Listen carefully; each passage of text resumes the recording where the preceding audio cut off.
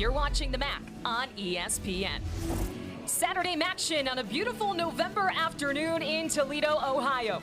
The Rockets trying to keep their hopes of a MAC championship alive, hosting the Ball State Cardinals. Well, it is week 13 of the college football season, and the stakes couldn't be higher in this conference. There's about 5 or 6 teams, including the Rockets, that have a shot at advancing to the MAC championship.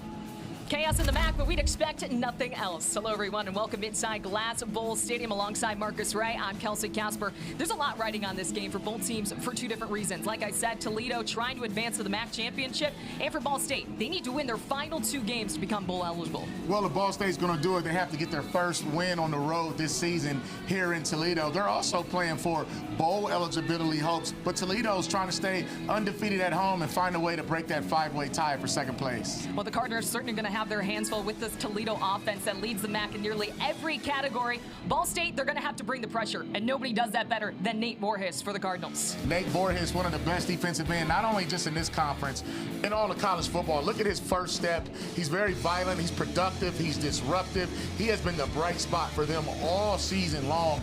And I think today he's going to have to really get after Tucker Gleason, but he's going to need some help. You have to earn the right to rush the passer, so they have to stop that run game today.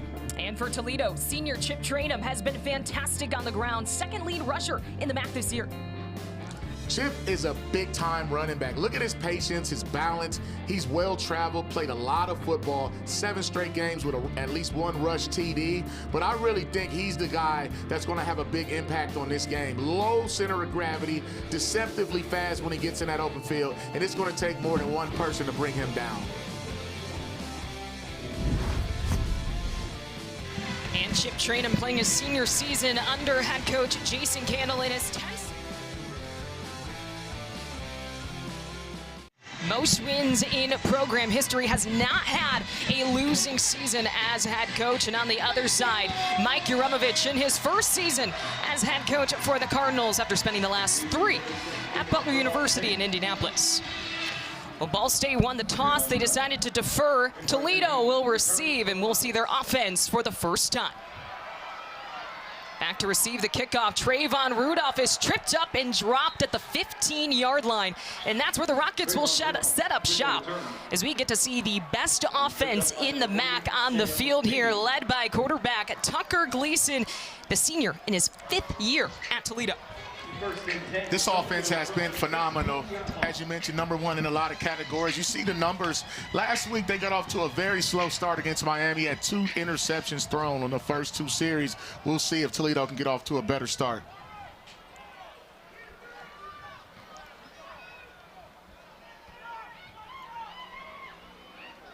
They'll go on the ground. First play, Trainum's got a hole and about a 7-yard gain and a pickup on the ground. Chip, we mentioned him in the open, a powerful back, second lead rusher in the MAC this season. He has spent time at Arizona State, Ohio State, Kentucky, and now his senior season is in Toledo.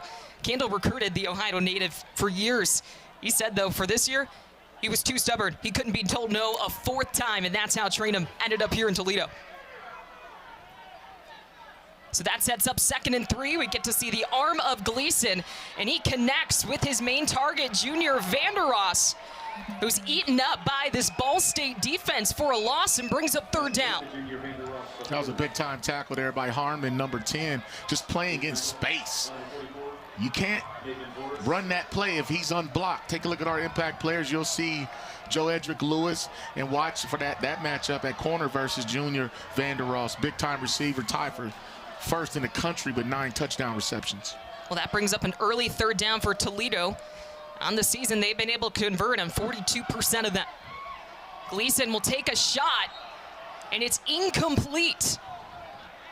Ball just short of the hands of Trayvon Rudolph.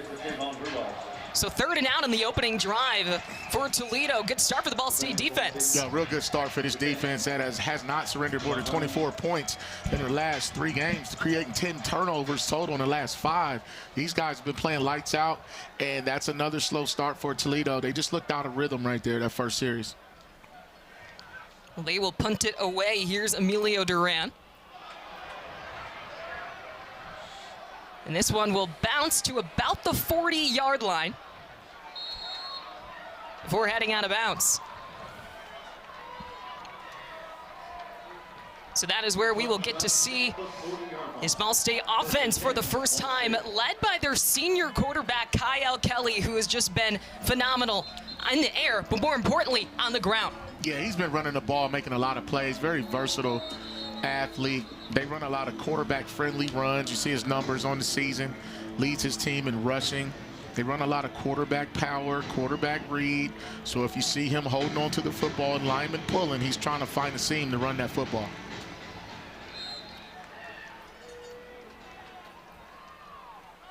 Looking to keep that momentum after a great start defensively. Ball State, though, they've struggled on opening drives this year. They hand it off on the ground. Flag comes out. No gain on the play.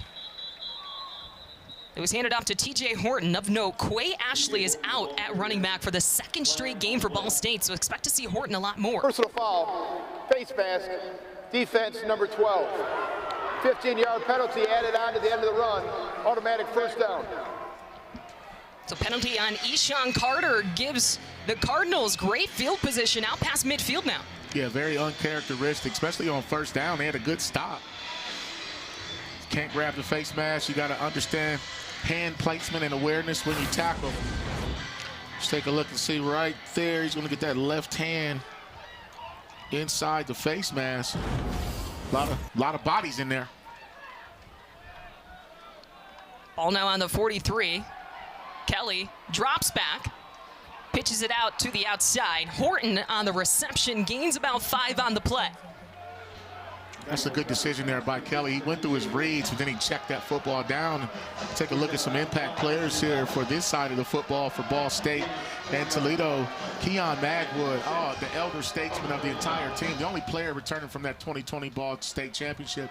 Braden Alls, tied for first in all of FBS in the country with 5 interceptions. He is the field general back there. Keep an eye on him. I know we talked a lot about the Toledo offense, but this Toledo defense, second best in FBS in total yardage. As you see Horton getting taken down in the backfield. And Kavion Sherman injured on the play. Toledo's lead tackler after taking down Horton. What a great play. He just scraped from his linebacker position, read that. He was unblocked. And you just see, just as he hit the ground, landed on his back. He seems to be getting up and able to walk himself off the field. After a great tackle and loss of yards on the play, that sets up 3rd and 9 for Ball State. Yeah, he's got good size too. Great athlete, 6'2", 236, 71 tackles on the season, 2 sacks. I mean, he's a big part of the middle of that defense, why they're #1 in all the major statistical categories in this conference. And we had mentioned Ball State has struggled on opening drives this season, resulting in 8 punts in the first 10 games. We'll see if they're able to convert here. 3rd and 9. Ball in the 42. Kelly pressured, and he gets eaten up and taken down.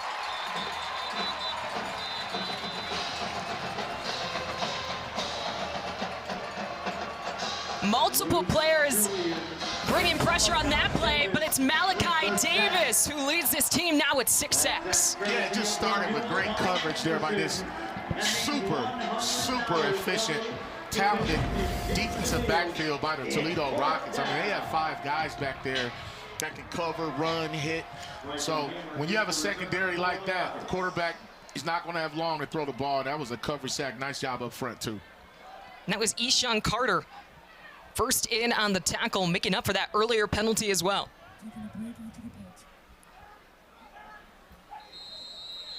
So Adam Saul back to punt. Delay game. Offense number 43. 5-yard penalty, 4th down. And it's a delay of game on Ball State. And talking with head coach Mike Yuremovich, something that really hurt them in their loss last week at Eastern Michigan were penalties, false starts, uncharacteristic errors that kept piling up. Yeah, and speaking of penalties, I mean, Ball State is second in the conference with fewest penalties, so when they are penalized, it hurts them tremendously. And it's a block punt! Toledo special teams coming up big!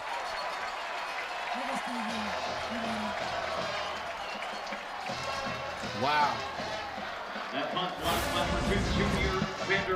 Let's take a look from the right side of your screen. Looks like Vandeross to the receiver. That's how you block a punt. You put your hands over the football, and you want your eyes over your hands, and he looked it right into his own hands. What a great play for this Toledo Rockets for momentum.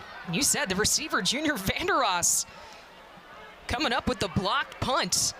So now all of a sudden the Rockets in Ball State territory on the 17-yard line. Gleason hands it off to Trainum.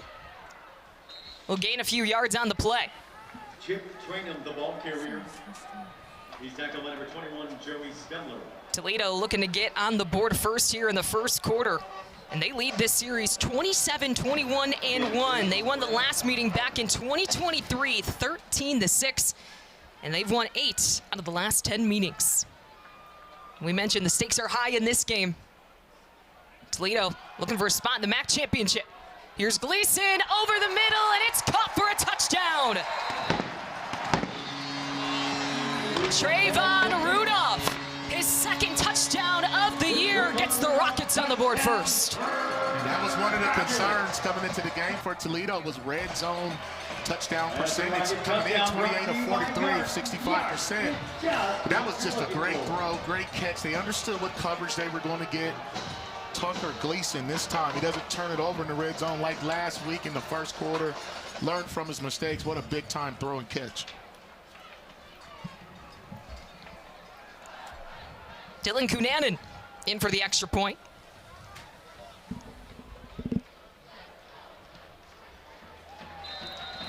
And it is a 7-0 lead for Toledo against Ball State. Well, the Rockets capitalizing on some special team plays, the block punt, and then the touchdown catch from Rudolph. Toledo up 7-0 early.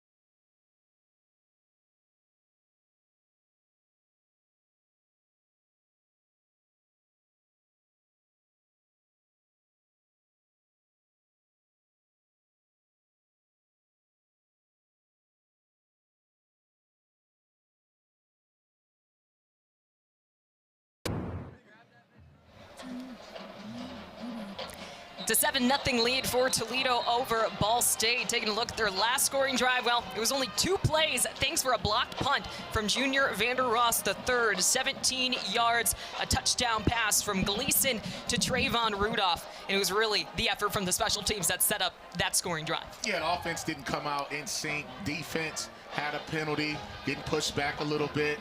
Next thing you know, special teams comes into effect. They make the play, flip the field. Junior Vander Ross gets the block, and then Rudolph does the rest. It was Toledo's 20th touchdown drive this season of 2 minutes or less. And Gleason is able to capitalize in the red zone. So we'll see if Ball State can respond. Line drive kick will go back into the end zone, and we'll get to see this Ball State offense for the second time this afternoon. Ball State's a team that's run first. They have to establish the run. When they find themselves beyond the sticks, they get in trouble. Third down has been an issue the last few weeks. So they were 5 of 14 against Eastern, 5 of 17 against Kent, 6 of 15 against NIU. So they have to find a way to stay away from getting behind the sticks and get in third and short. And there's your look at Coach Uremovich in his first season leading the Cardinals.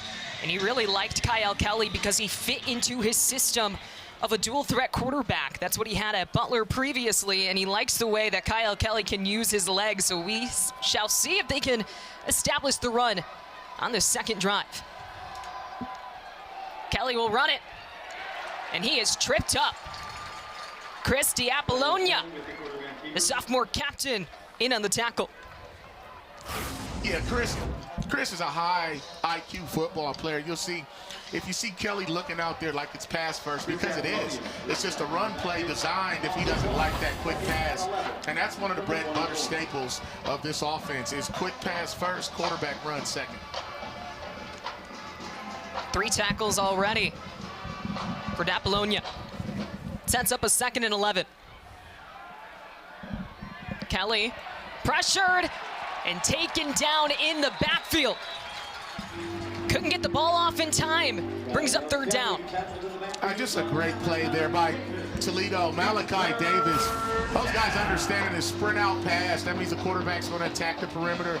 This defense is just too athletic. I mean, they just don't let the ball outside the defense. And then they took away all the throws downfield. Ball State has given up the most sacks this season in the MAC. Quick pass to Horton, who can't hang on to it. Incomplete pass, and that brings up 4th down. Yeah, they were just trying to survive the series there to get something out to Horton in space. Just a glorified run play, a toss sweep.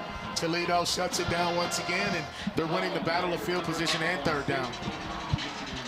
And they're most likely going to get great field position out of this punt, as Adam Saul is backed up all the way inside his end zone.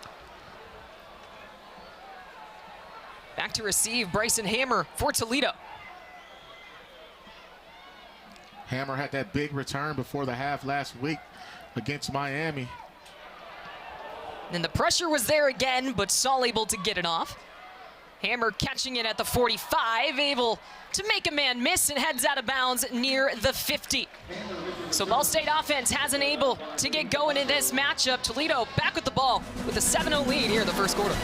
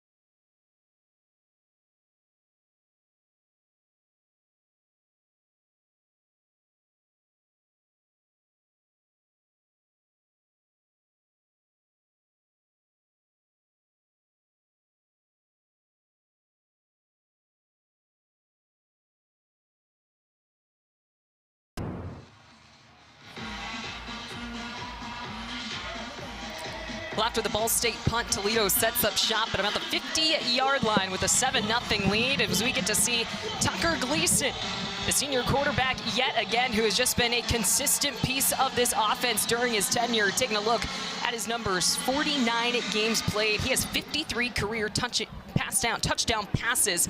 That puts him 5th all-time in Toledo history. Yeah, he's played a lot of football. He spent some time behind DeQuan Finn a few years ago, stepped in, made some plays. Now he's the guy the last couple of years leading this great Toledo offense. He's thrown for 2,000 yards for the 2nd consecutive season. He's already got 1 touchdown pass today after having great field position following the blocked Ball State punt. Now he's at the 48-yard line. They'll hit the ground on the run. Chip Trainum down the near sideline and finally knocked out of bounds at about the 25.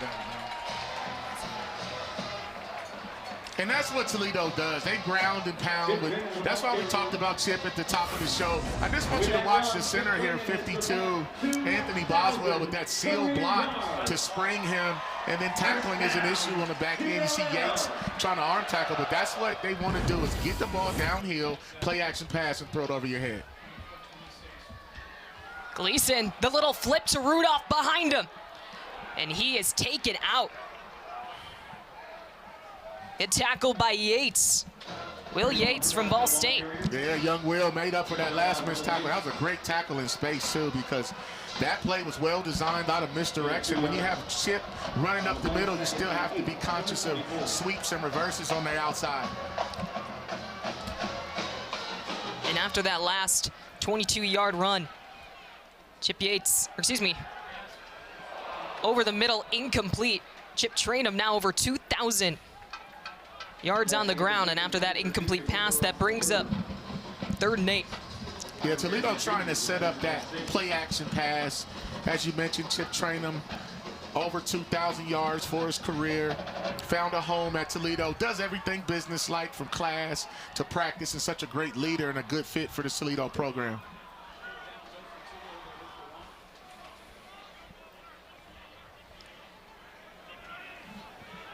Third and 8 for this Toledo offense.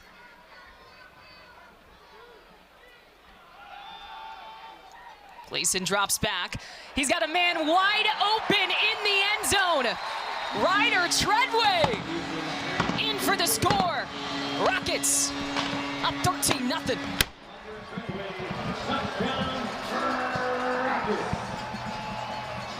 Just a good throw and catch, and just the senior quarterback, Tucker Gleason, understanding how to read coverage. This young man right here, though, Ryder Treadway, the true freshman, had some big 3rd down conversions last week. Jason Candle said he was the offensive MVP. That time he snuck behind the safeties, blown coverage on the back end. He also scored 2 in the 3rd quarter, so he's been a guy as a true freshman that has come along in that wide receiving room. And who Jason Candle said has been big on 3rd down plays this season. And he gets the touchdown on 3rd down right here to put Toledo up. 14-0 over Ball State. It's been all Rockets so far in this MAC matchup. 14-0 over Ball State.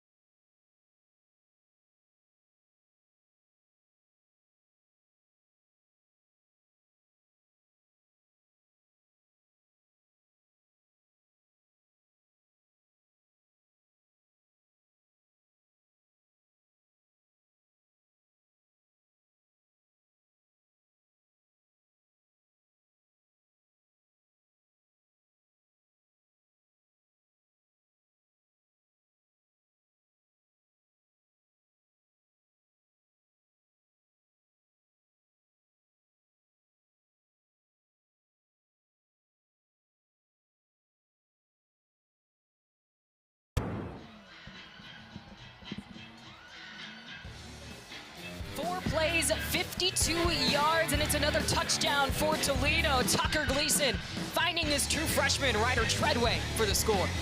Ryder Treadway has been a guy for this offense.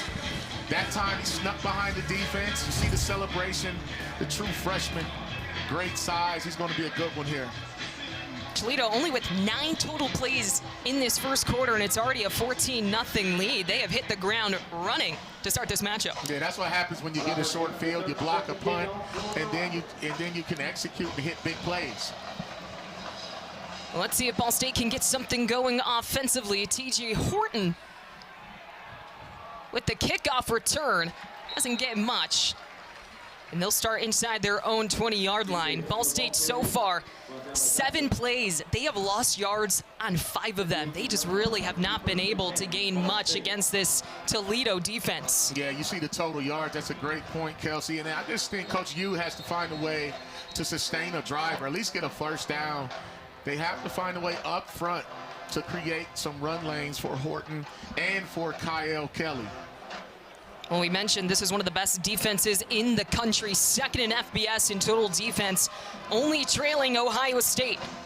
They're also 3rd in the nation in first downs allowed at 135. On the ground, the handoff, we see Jalen Bonds, the true freshman for the first time for Ball State, getting more reps with Quay Ashley out with injury. Yeah, he saw his first action last week, 4 carries. But I'll tell you what, number 7, Emmanuel McNeil Warren, I think he's an NFL safety. He's an NFL prospect. He has the size, 6'2". You saw the run fit on the perimeter. Such a great tackle on that last play. Quick throw for Kelly. There was contact early. No flag on the play.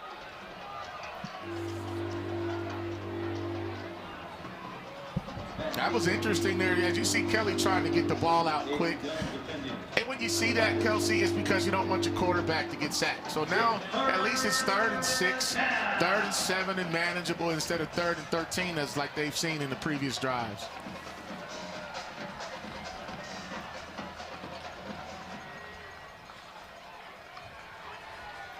Kelly, another quick throw to the outside. It's Horton trying to get that first down, but he is hit hard. You mentioned him, McNeil Warren in for the tackle, and it's another 3 and out for this Ball State offense. Yeah, you just have to have more bodies out there to block on a play like that. Because 7, Emac Warren, he's not going to let that happen. And he's just a great space player. Has made a ton of big plays in his career. Defensive coordinator Vince Karras calls him the enforcer. Well, Saul out punt again.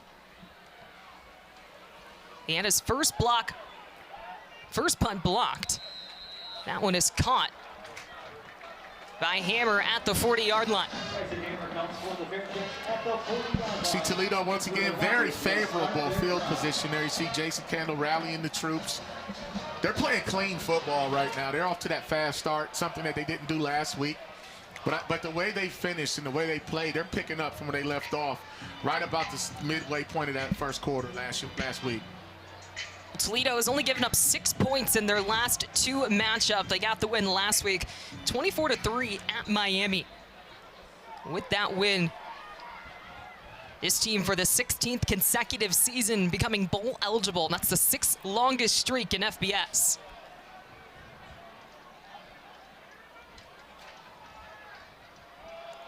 On the ground, the handoff this time to Kenji Christian, trying to get to the outside before he is tossed out of bounds. Tackled by Will Yates. Christian is a good running back, too. He's a good complement to Chip Trainum at 6'2", 207 pounds. I like how he bounced that ball on the outside. And we talked about Voris in his pass rush. They have to be able to stop the run first in order for him to turn loose. 2nd down and 5. They give it to Christian again.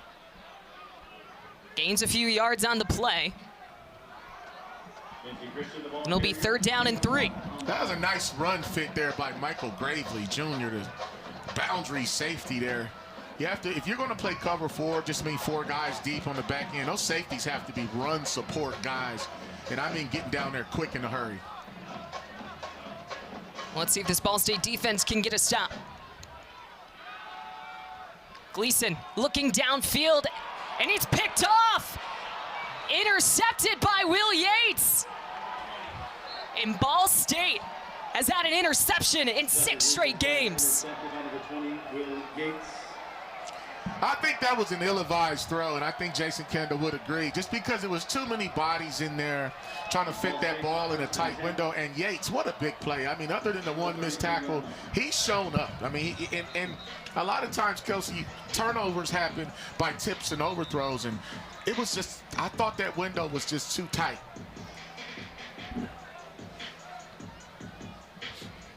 This Ball State defense has forced now 11 turnovers in the last 6 games. They had 1 turnover in their first 5. Now this surely gives their offense a little boost here, as Kelly on the designed run gets tripped up at the 35-yard line by McNeil Warren. That's 3 plays in a row defensively for McNeil Warren. I would have liked to see Ball State take a shot, because anytime you get a turnover on this side of the field, you want to build off of that momentum, but easier said than done against the MAC's top defense in all categories, and very good secondary. But you have to loosen them up, I think. You have to at least take 1 or 2 shots, get McNeil Warren and those guys out of the way so you can run the ball.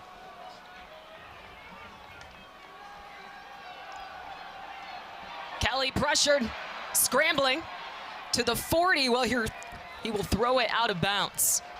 3rd down. That's good pressure there by Toledo. I mean, they've responded to the turnover so far on 1st and 2nd down. Kelly just doesn't have time to go through his progressions because that pass rush is back there. Not to mention, Ball State has allowed the most sacks in the net. So they haven't protected the quarterback very well. And against a defense like Toledo, they have to come up with a way to do so. 3rd and 12.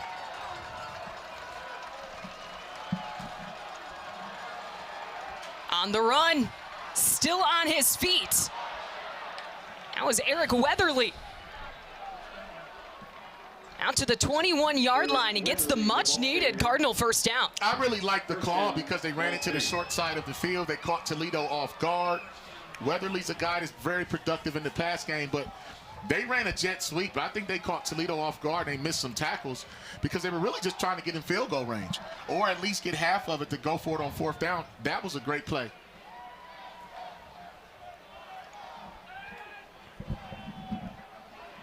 Ball at the 21-yard line, 1st and 10 for Ball State. Kelly will keep it. He's got a block in front of him. He'll get 2 on the play. It's a nice inside run there for Ball State. At this point, now you got to get points out of this drive. Be smart with it. Don't get too cute. Toledo will make you pay.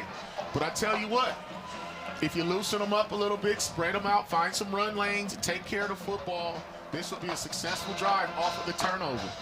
And that was one of the keys for Mike Uremovich. You need to stay in the game. Toledo, they're really good at home, and they can put points on the board. You need to stay in the game early. They have an opportunity to do it here. 2nd and 8, ball to 19. And a timeout's going to be called by Ball State. Ball State, their first timeout of the half. 30-second timeout.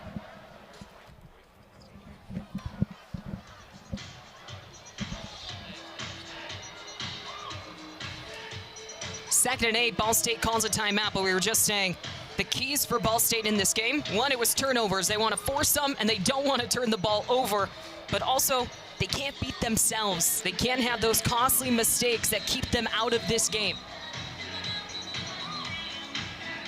Yeah, turnovers, stopping the run, running the football. You don't want to give up explosives. Obviously, they surrendered a block punt, which set up the first touchdown, but so far, the defense responded with the turnover. Offense now getting in rhythm. And now we'll see what they come up with here on 2nd down. And I think 4 wide receivers spreading Toledo out is a good idea.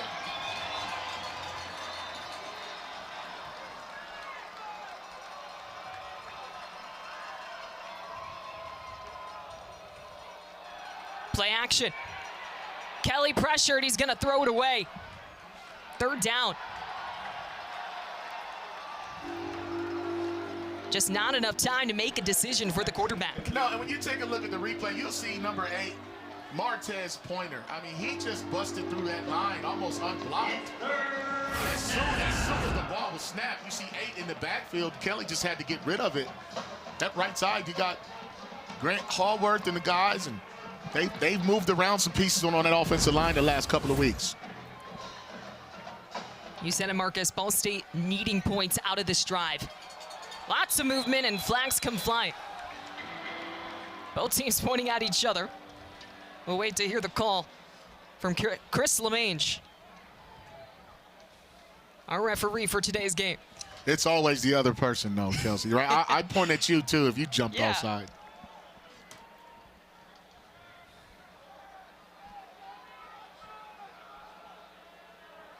Looks like they're trying to figure it out as well. Yeah, and regardless of who moves, the other team always responds. Offsides, defense number 8. In the neutral zone, and calls the reaction by the offense. 5-yard penalty. 3rd down. So Ball State gets 5 yards. Yeah, you'll see Martez Pointer, the big fella, move. They gave him a nice little hard count. And that's what you do to a D lineman, because remember the play before, he busted through the backfield like it was nobody's business. At that time, they gave him a hard count to slow him down. Well, now it's 3rd and short. Ball on the 14 for Ball State. Trying to keep their best drive of the game alive. Kelly taken down in the backfield.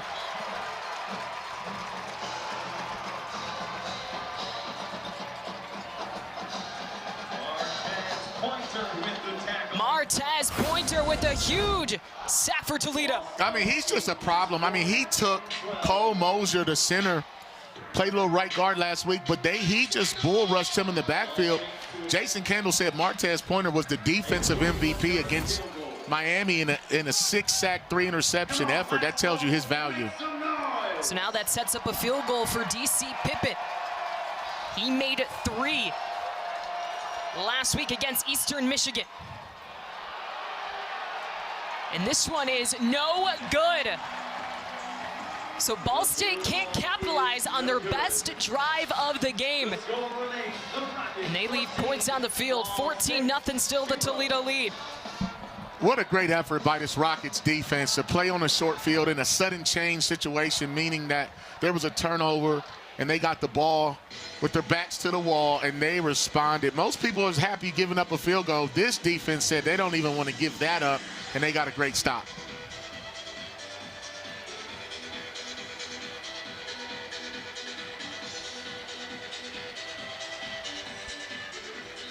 So Toledo will take over on their own 23-yard line with a 14-point lead with 2:11 to go. Here's Trainham on the ground. He's got a hole, and just at the 1st down marker. And they'll move the chains. Give this Toledo offensive line some credit. Just watch how they sustain blocks and they're turning bodies left and right just to give Trainham a chance. I mean, he's getting 5 and 6 yards before he's even getting any contact. Gleason under center. Another run from Trainham, able to escape a tackle and gain a few extra yards. Back-to-back 1st down runs for the senior.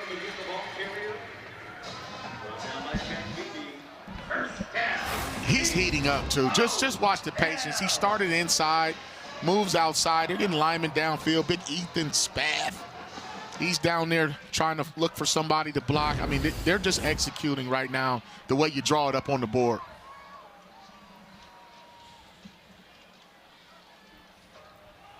This time it's Christian on the run, out to the 50-yard line and past midfield. That was a nice job by Gravely stepping up on that run support, because Christian was getting ready to turn that corner. I mean, he's explosive. Jason Kendall told us there's a difference when Kenji gets into the open field versus Chip. One of them will run you over, the other one will run by you. So you get a little thunder and lightning type combo. The two backs balancing themselves out. And here's Christian as Toledo continues to pound the ground. Ball State defense was ready for it. Gain of about 1 on the play. Sets up 3rd and 5. That was a good stop there by Voris to squeeze that down. Gleason on that zone read, he's reading the edge player. If he crashes down, he'll pull it. But if he goes up the field, then that's when you hand it off. And the Rockets will let the clock wind down on this first quarter. But it's all Toledo early in this one between the Cardinals and the Rockets. It's a 14-point lead for the home team. 2 touchdown passes for Tucker Gleason as the Rockets are looking to keep their MAC championship hopes alive.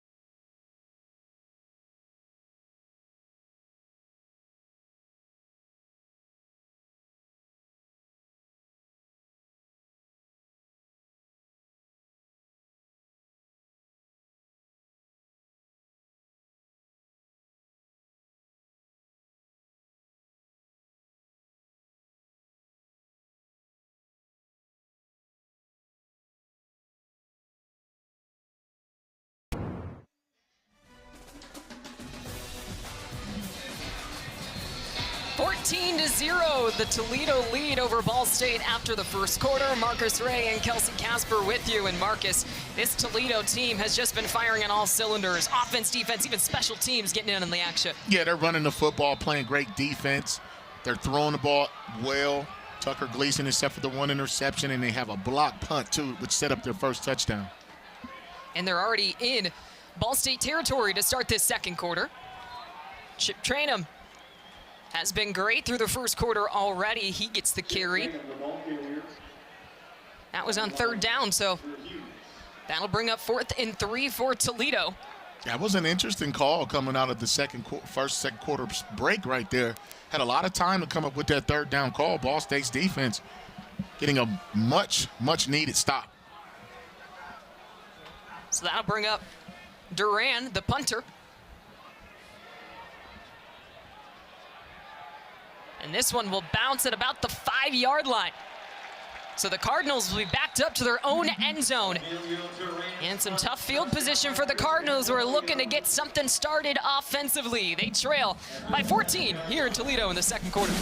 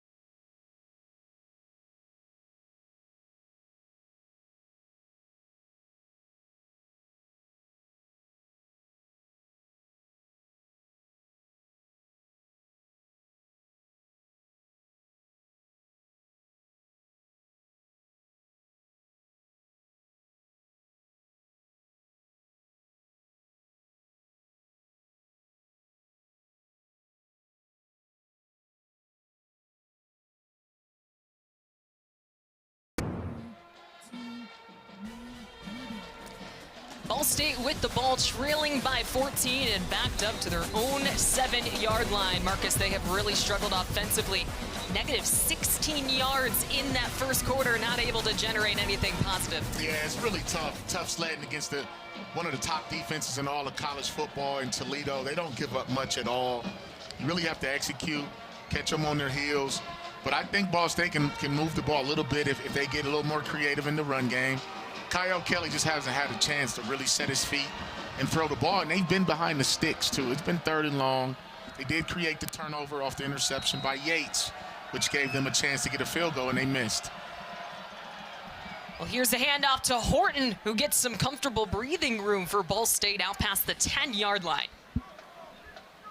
You mentioned T.J. Horton, the redshirt sophomore out of Lexington, Kentucky, getting a few more reps with Quay Ashley, their starting running back, out with injury, concussion protocol, did not play the last game, left her in the Kent State game. Yeah, and Quay is the team's leader in all-purpose yards, right at 800. But Horton has done a fine job. Bonds has got a few reps, too. I like that off-tackle run play to get that defense moving lateral instead of north and south. Kelly will throw it over the middle and connects with Magwood for the first down.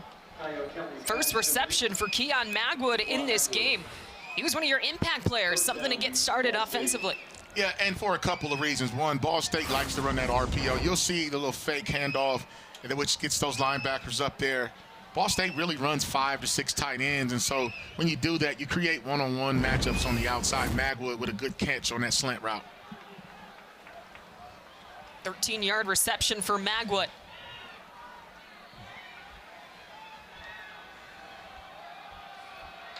Horton taken down in the backfield. Tackle for loss from Kavion Sherman. You'll see Sherman here, he's unblocked. And you'll see 63, Aaron Roberts. I believe he was supposed to make that block. You just can't pass up color when you run that power read play. I think Kyle Kelly probably should have pulled that one and took it right down the middle, but this offensive line has to communicate and identify who they're supposed to block. That brings up 2nd and 15 for Ball State. 12 and a half to go. Kelly back backing up inside the 5, able to get it off to Horton, who slips down just past the 20. Third down for the Cardinals. That was a design screenplay, just kind of late that you see the lineman slipping out. Kyle Kelly did a fine job of selling that. I thought Horton had a lot of green grass in front of him, but this defense just will not allow big plays. They will not let that ball get down the field.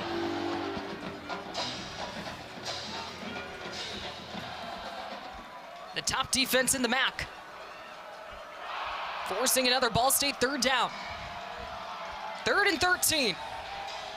Kelly pressured, trying to scramble his way out of it. Throws it downfield and off the fingertips of Isaiah Thacker. 4th down. In an obvious passing situation like that, Kelsey, this Rockets front four, they don't even have to blitz. They're going to pin their ears back. They say their 4 can beat your 5. And Kelly has always been throwing on the run with the exception of in the pocket RPO stuff, play action. But this Toledo defense is showing you exactly why they are who they are. And forcing the Cardinals to punt once again. Here's Adam Saul. He had his first punt attempt blocked in the first quarter. Bryson Hammer back to receive. And he's got some room. Down the near sideline. Hammer past midfield and finally bumped out of bounds at the Cardinal 46. So again, Toledo starting with some great field position as they look to add to their 14-0 lead over Ball State in the second quarter.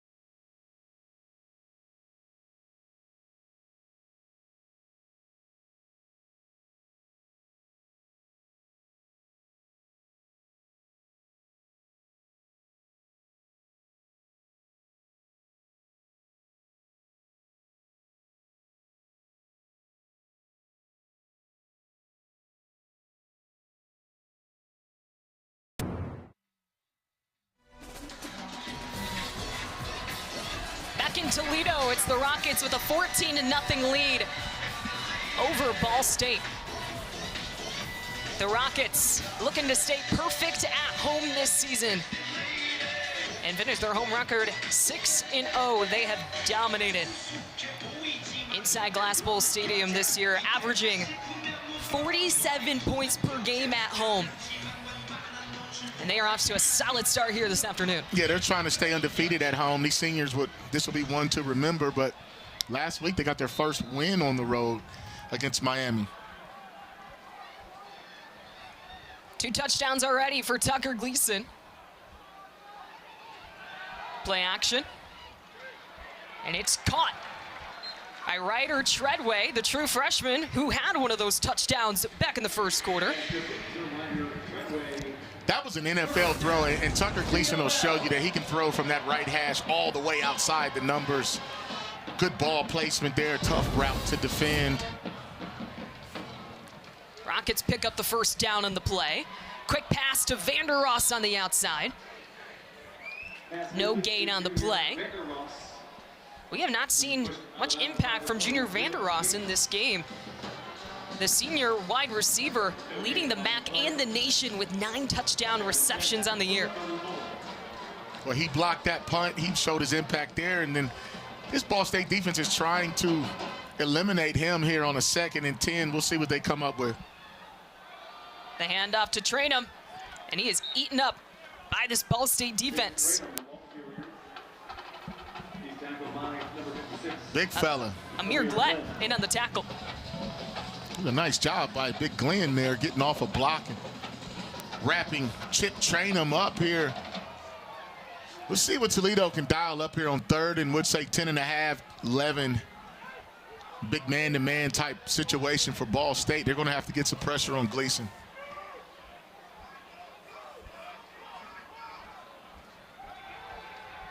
Gleason drops back. Patient with it, and flags come in. Ryder Treadway got knocked down as the pass goes incomplete. Looks like he made contact with Jamon Harmon. Holding defense, number 1. 10-yard penalty, automatic first down. So they call the holding on JoJo Lewis. That was a fine job by Toledo, though, of protecting the quarterback. Gleason had a lot of time. Ball State brought the house. But Ball State still had the advantage in the secondary. They were trying to double team a couple of guys, and you just can't grab cloth when that ball's in the air. So from the 25, Trainum's still up. And it looks like a Ball State player is down.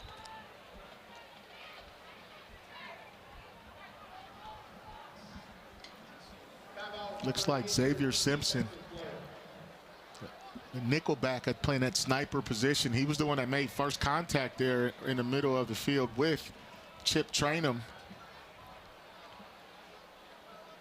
5th-year senior out of Indianapolis, like you said, did make first contact. Looked like he went head first into the running back, as he is slowly helped up by this Ball State training staff. As we get another look at this play. Yeah, you'll see right here to the right of your screen. He comes in, lowers the boom, and then Trainum gets a knee on the ground, tries to stay up there, but Simpson came with everything he had there, just got shook up a little bit. And Chip Trainum, he's a strong guy, man, 5'11", 227 pounds. Sometimes you don't want to take guys like that up top, but that was a good effort by both guys. So that'll bring up 2nd and 10 for Toledo. Under 10 minutes to go in this second quarter.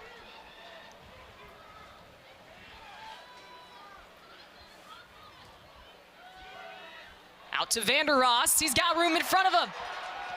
Inside the 15-yard line, and it's another first down for the Rockets.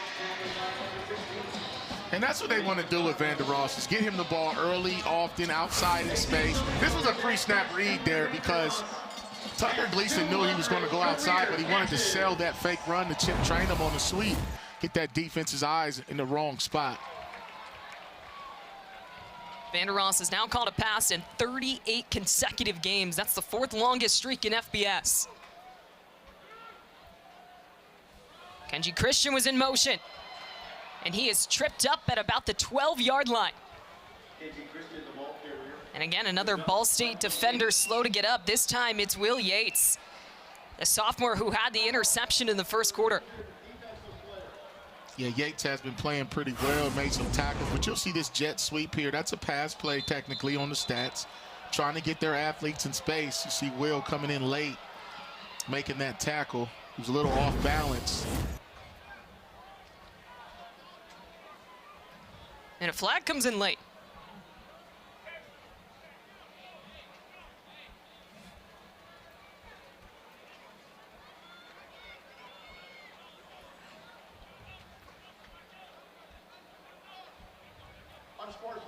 Offense number 2, 15-yard penalty.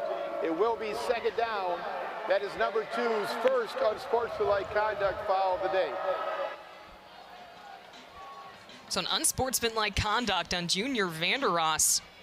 It was a little costly for Toledo and backs them up on this great drive they're having.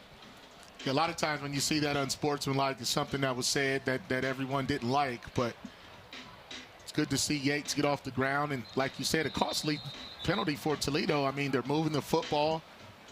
Christian just got that jet sweep and picked up some positive yards.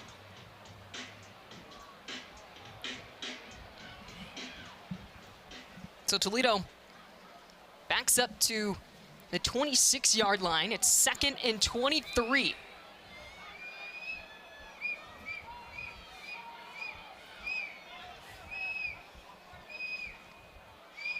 Christian lined up to the left of Gleason.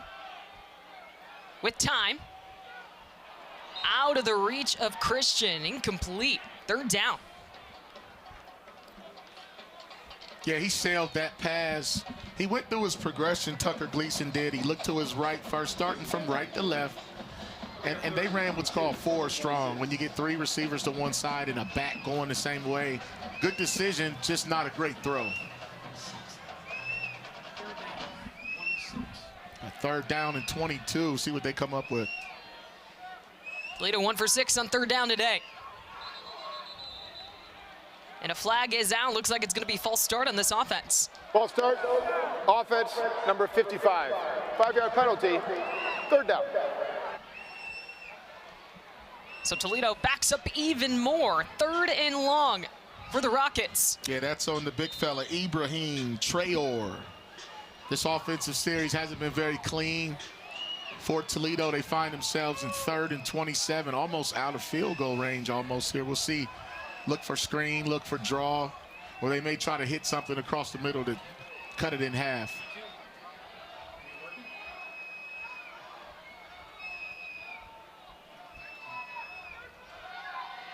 Gleason pressured, able to get the pass out, caught by Crosby. Flag comes in as Crosby goes down spinning at about the 22-yard line. It's a good tackle in space there by 16, McCargo. He replaced Xavier Simpson at that nickelback sniper position. Holding. Offense number 65. 10-yard penalty. 3rd down. That one against Stephen Gales.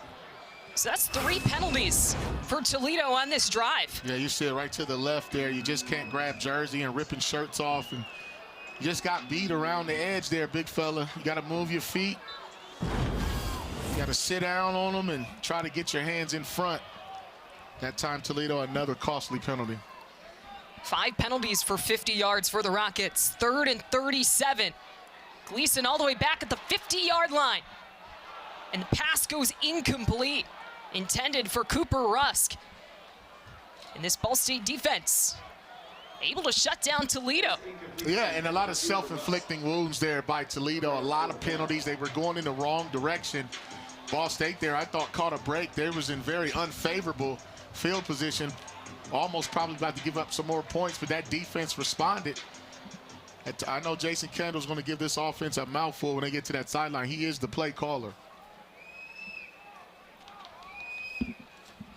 So Toledo will punt it. And Junior Vander Ross makes the catch at the 4-yard line. So yet again, Ball State with some tough field position on this drive. There is a flag on the play. A lot of flags here going back-to-back plays. They may make them re-kick this, though, Kelsey. They don't like that spot on the 4-yard line. Holding. Kicking team, number 38. 10-yard penalty, replay, 4th down. That one against Kavion Sherman. So 6 penalties for Toledo in this first half. And like you said, they're going to re-punt.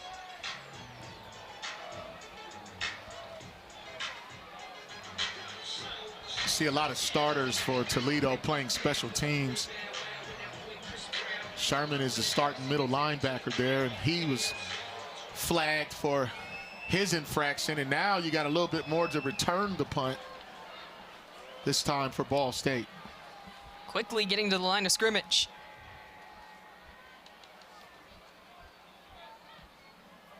JoJo Lewis back for Ball State.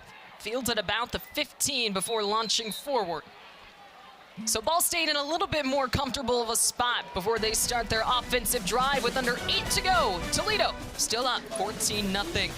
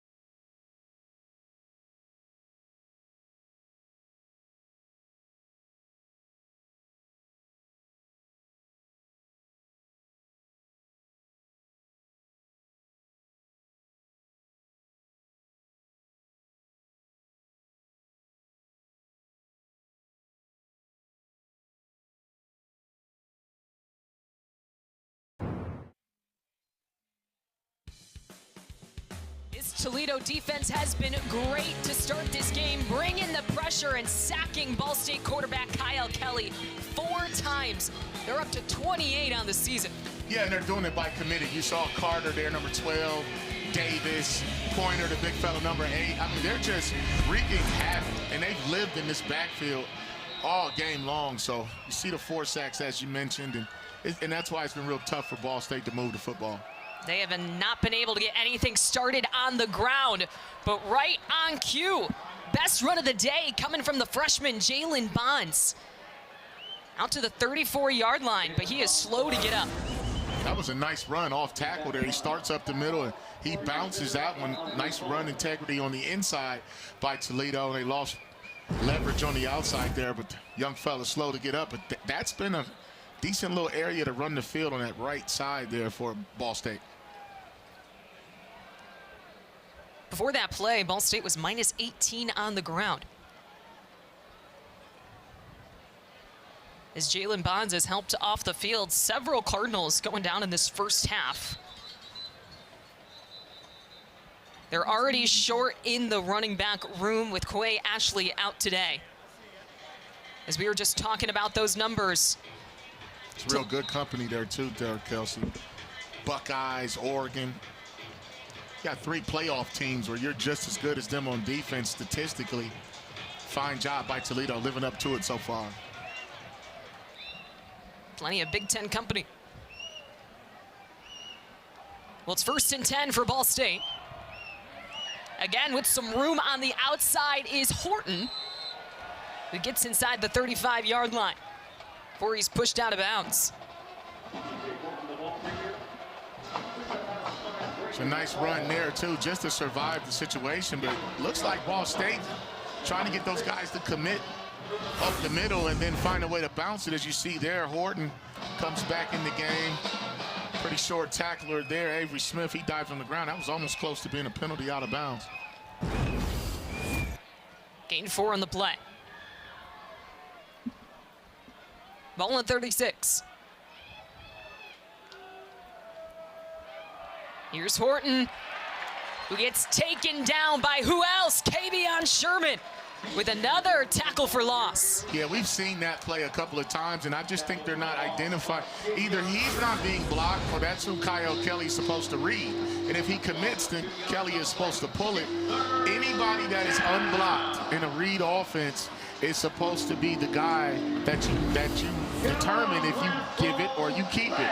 That's the second time we've seen Sherman make that tackle. Third time, actually.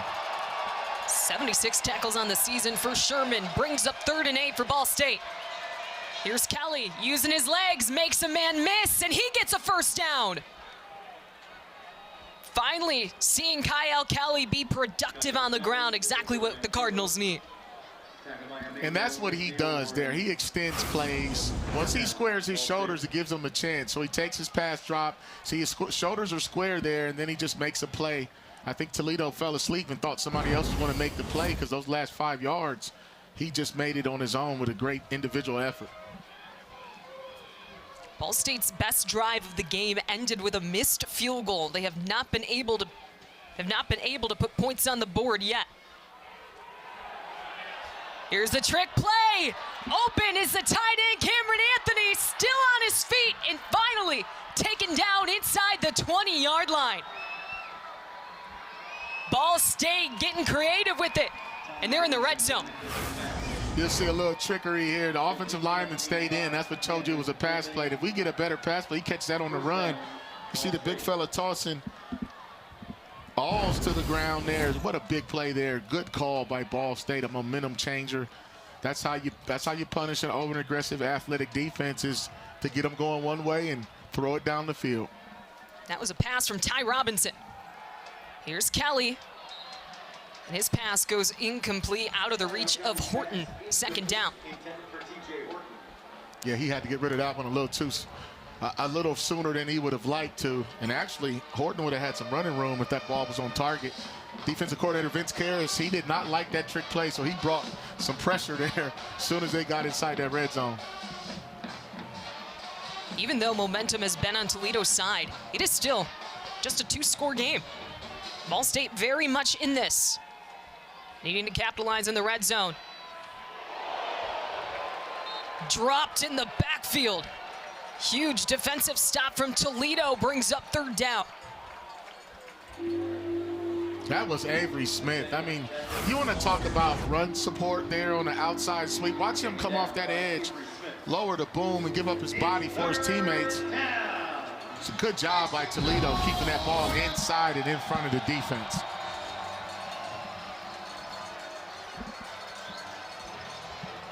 Loss of yards on the play. It's 3rd and 14. 1, 2, 3. Ball State 71% in the red zone this season. 6 field goals, 9 touchdowns. Kyle Kelly in trouble, and he goes down. 5 sacks on the day for Toledo. Just nowhere to go there. Just a breakdown in protection. These guys turned it loose. Peters, a reserve linebacker, 6'4", 226, a senior out of Miami, Florida. You saw the athleticism and the celebration now. I tell you what, they had a lot to celebrate defensively. You talk about keeping Ball State behind the chains and getting all those sacks. And almost pushing Ball State out of field goal range. 47, it's long, they're going for it. Here's DC Pippin. He missed one earlier. But this one is good. Cardinals on the board with 3:23 to go in the first half. First drive, Ball State has been able to capitalize, and we saw a great trick play. The Cardinals getting creative with it. A toss from Ty Robinson connecting with his tight end Cameron Anthony for a big gain, and it set up a field goal for the Cardinals. Yeah, Ball State still fighting to have a say in the MAC Conference Championship race. They also are trying to get to 6 wins to get to that all-important bowl game and get 15 practices. But that was their most impressive drive. I like the play calling there. They fell apart down there in the red zone area, but they were able to survive it and still manage to get 3 points. Last week they fell to Eastern Michigan 24-9. They scored on 3 field goals. DC Pippin was perfect, 3 for 3.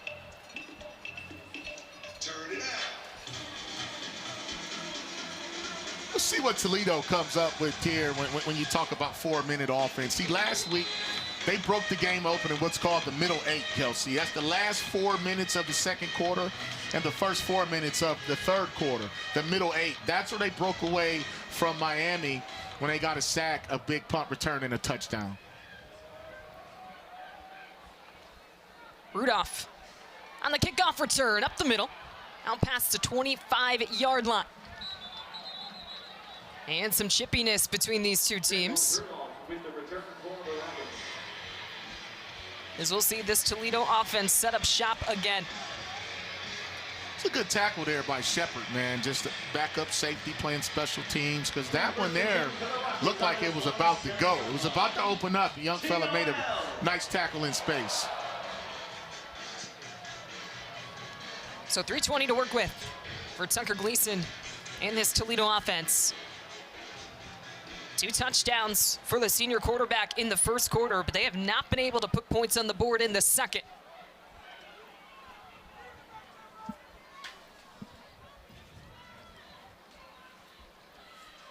Interos in motion, the handoff, train him up the middle.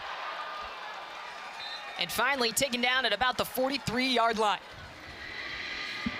Tackle made by Michael Gravely. And it's a 16-yard run for the senior and another Toledo first down. Just patience. That's called A-gap power. Downhill, just the way they want train them to go, north and south. And he was able to make a play, man. And I tell you what, that was a huge run.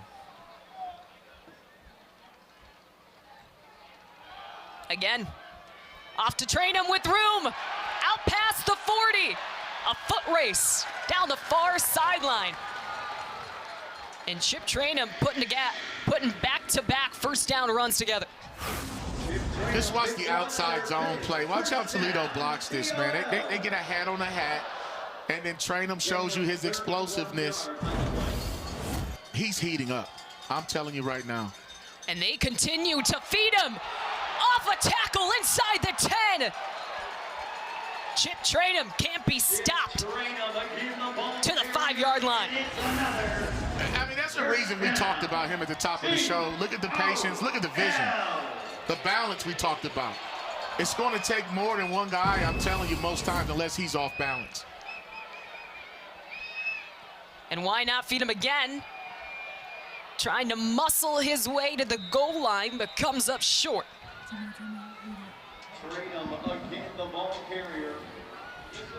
That'll bring up second down. Toledo continuing to feed their senior running back, Trip Trainham.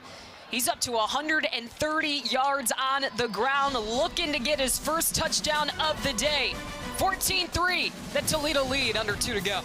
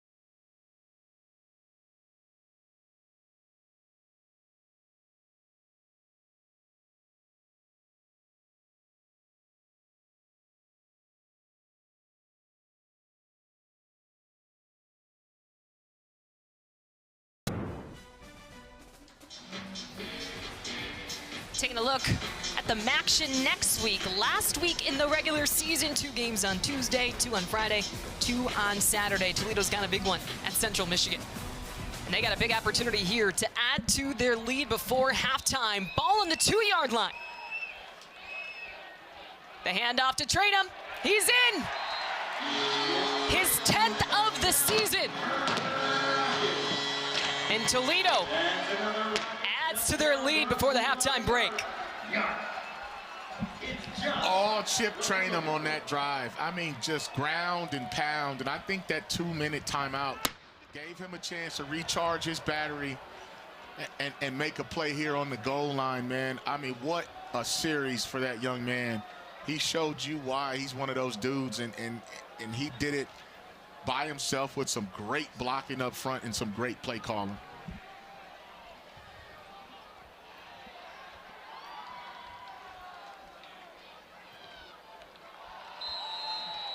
And Cunanan puts in the extra point. It's 21-3. The advantage for Toledo at home over Ball State.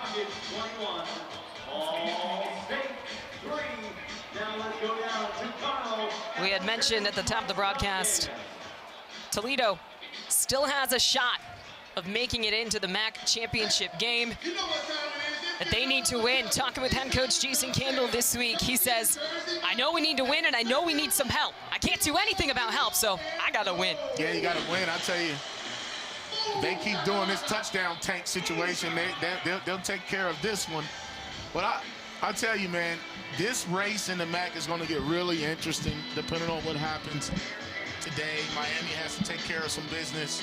Everybody's really not trying to sort it out. They're just trying to win. If you win, then you'll let the decision makers figure that out. But right now, Toledo's playing championships level caliber football on both sides of the ball.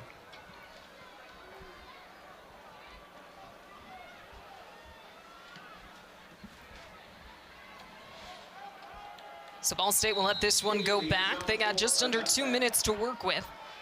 And we saw one of their best drives of the first half that ended with 3 points. They weren't able to execute in the red zone, but still, positive yardage was a sign in the right direction for Ball State.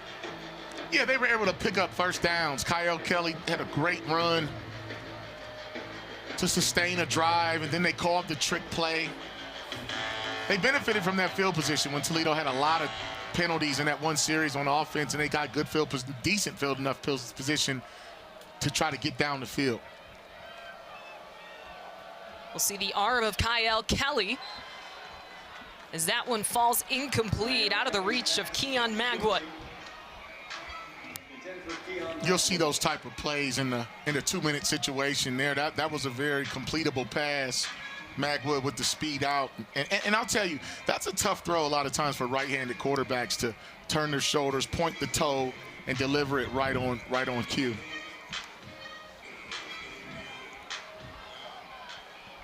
Ball State needing to win their final 2 games of the season if they want to become bowl eligible for the first time since 2021. Here's the freshman Bonds on the ground. Gain of about 6 on the play. That'll bring up 3rd down. Yeah, that time Ball State lined up in an unconventional formation and got the advantage in the run game there and got a decent game.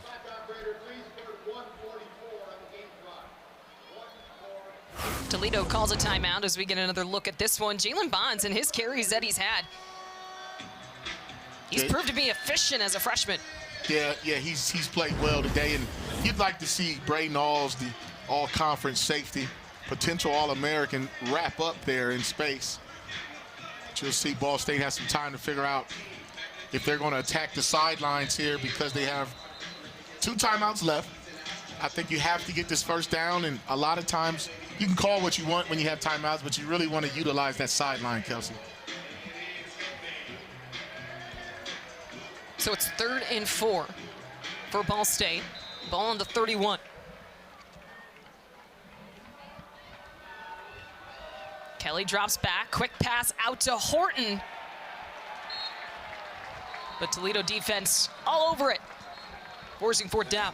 Yeah, they tried to run a quick screen, and that's called a slip screen when your running back just slips out. You see the big right tackle there, Tristan Cook. He just wasn't able to make that block on Andre Fuller. Way to recognize that by the defensive back there, Fuller, senior, making a play. But I like the call. They just couldn't execute it, because if he makes that block, they probably would have got that first down. We've talked about the success of this Toledo defense, but how about their secondary in general? It has to be the best in the conference. They've got several guys who can go out there, make a tackle, and make some big plays. Yeah, they're a veteran group, and when you have guys that can make calls against formations and adjustments and tackle and cover, run and hit, then it just makes life easier. We asked Coach Karras about that group. He said that they're friends, a close-knit bunch that is gelled, and they're the most veteran group on the team. And they force another Ball State punt.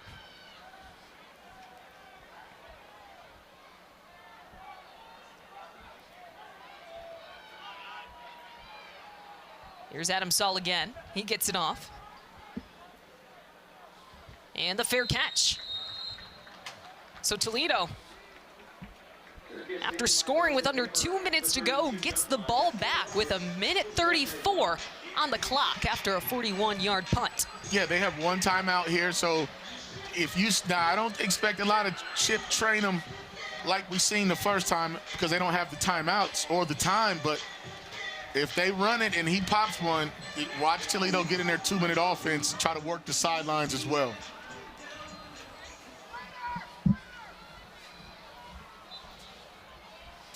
Well, Toledo in this first half, they've been great on the ground. 13 of their rushes have been 20 yards or more. Trip Trainum has 6 of them as Gleason goes down. Big sack in the backfield by Duan Eccles. Oh, Eccles with the up and under move there. That was a great pass rush move. Toledo needs to protect the quarterback a little better here. Now, keep an eye on 44 too, Voris. 2nd and 17. Pressure comes, and pass is incomplete to Ryder Treadway. Quickly, 3rd down. 3rd and 17 here. I think Toledo can hand this one off and try to force Ball State to burn one of their timeouts if they expect to get the ball back. You really don't want to give up another sack here or make a mistake or turn the football over in this area, because you'll give Ball State a ton of life.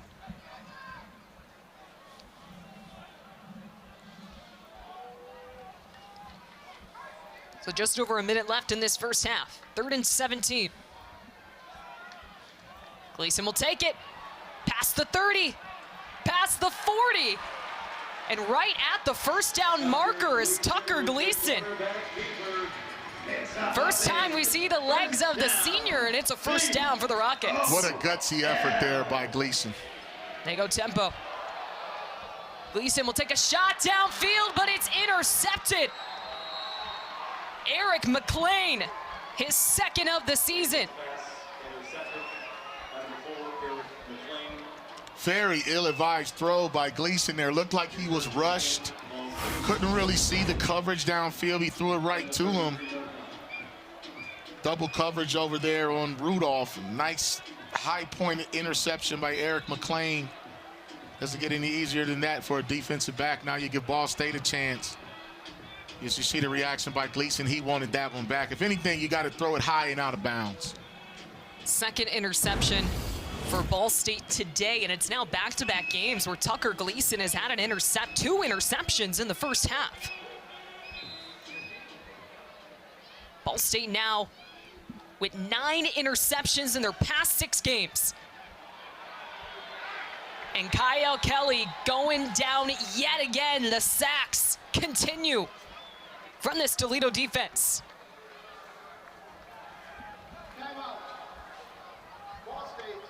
The big fella, Eshawn Carter. See, Toledo plays with a lot of house money defensively, offensively, because they can make a mistake, and then their defense will get right back out there and make a play. As you watch this pressure here, it's only a 4-man rush, kind of soft. They drop back in the prevent coverage.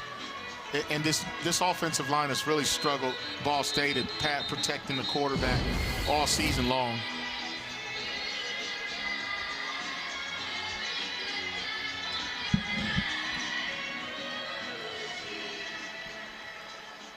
So Ball State lost 5 on the play, brings up 2nd and 15, 39 seconds left to work with.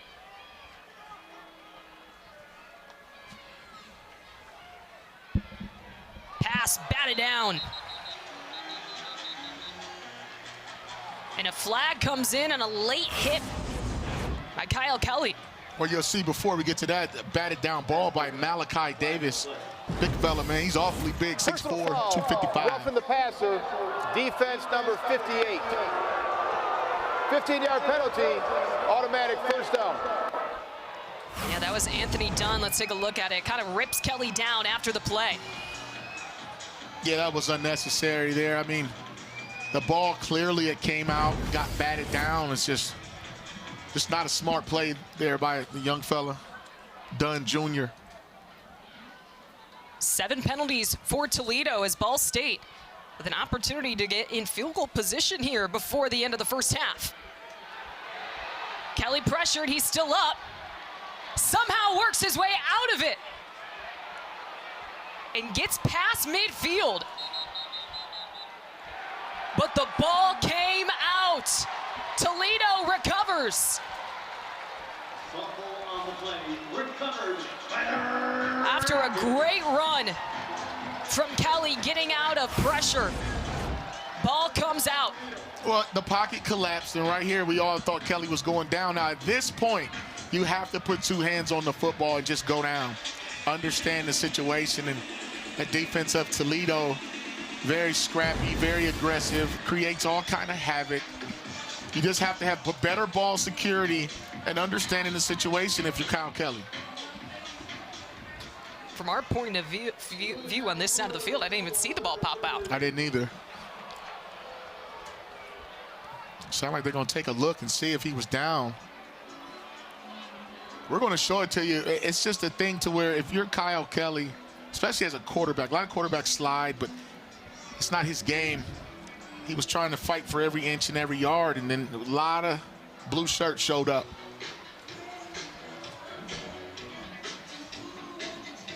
So the officiating crew will take a look at it, review it with 23 seconds left in the first half.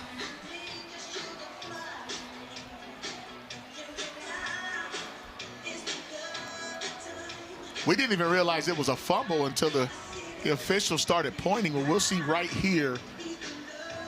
You see Kelly. So he grabs the ankle. Right here, you want 2 hands on the ball.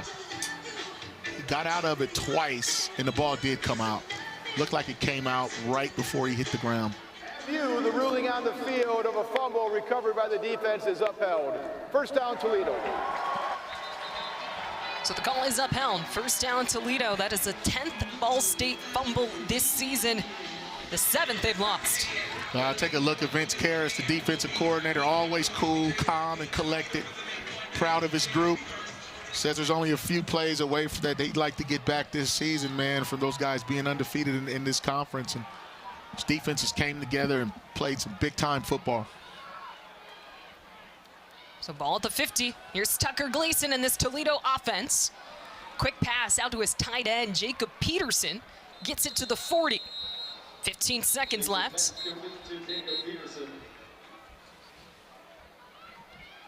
It's amazing to see how many times that we changed possessions in the last 2 minutes.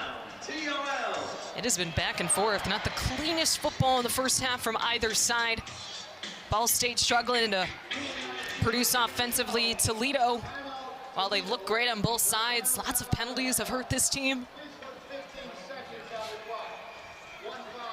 And a timeout on the field, 15 seconds back on the clock with the ball on the Cardinal 40. Well, there's a situation here for Toledo. What they're talking about is managing this 15 seconds here. So you probably call 2 plays in the huddle. You want to try to get about another 10 to 15 yards or so if you can. Probably expect a quick pass out of bounds. Ball State's going to loosen up just a little bit. But they don't want to give up a big one, and I don't think Toledo wants to try to take a shot here either. They want to try to get 3. They're about 2 plays. The longest Cunanan has hit this season is 40 yards. So a little way to go for Toledo to get in field goal range. Here's Gleason right over the middle. Rudolph wide open. Takes it to about the 29-yard line. And Toledo quickly gets to the line of scrimmage, and Gleason will spike it. 8 seconds left in the clock in the first half.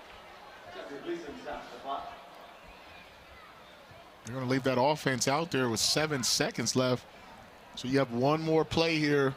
You're either going to have to take a shot or you got to get that ball out of bounds extremely quick here. Either way, they got to be quick here. 2nd and 10, 7 seconds. Look for that quick out to the top of your screen to Treadway. Gleason pressured and is just going to throw it out of bounds. 2 seconds left on the clock. So now the field goal unit will come out for Toledo, looking to add 3 to the board. They scored with under 2 minutes left in this game, and we've seen, like you mentioned, several possessions back and forth, and now they got an opportunity to add 3 more.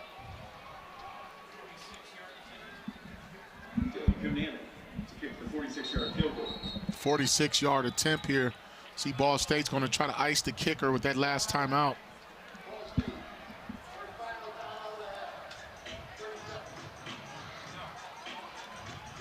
See, that's a lot here at all levels of football. Even in basketball, you got a free throw shooter, use that timeout. You want to talk about it too. You also want to be talking, if you're Ball State, you want to talk about being smart, not running into the kicker.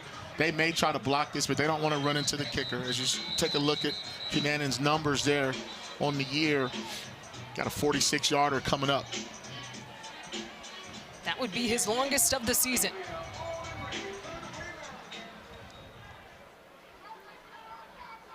Last week he hit one from 36 at Miami. Good, nice job of centering that football up too by Rudolph. That was a heads-up play.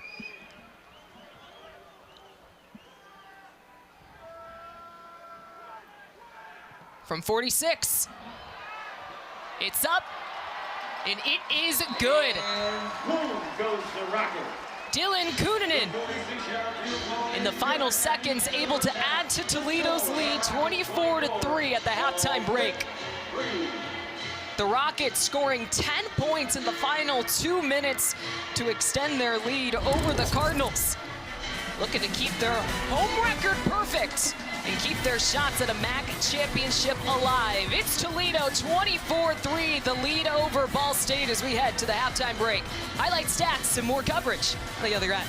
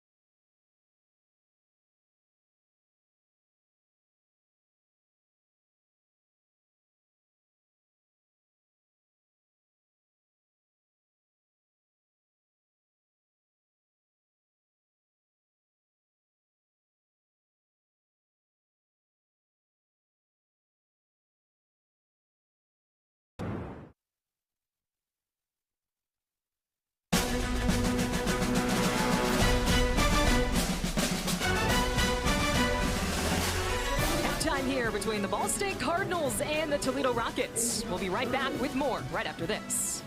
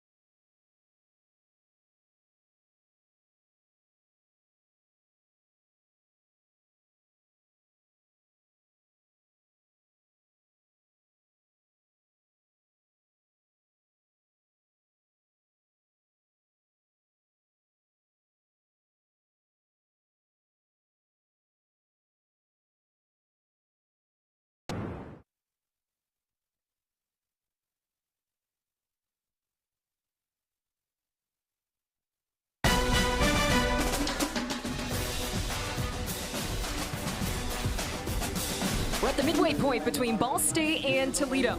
We'd like to take this time to let you know about the ESPN app. Get all of ESPN college football all in one place with the all-new ESPN app. Unlock with the ESPN Unlimited plan or log in with your TV provider. First half highlights and stats when we return to Glass Bowl Stadium. We'll be back after this.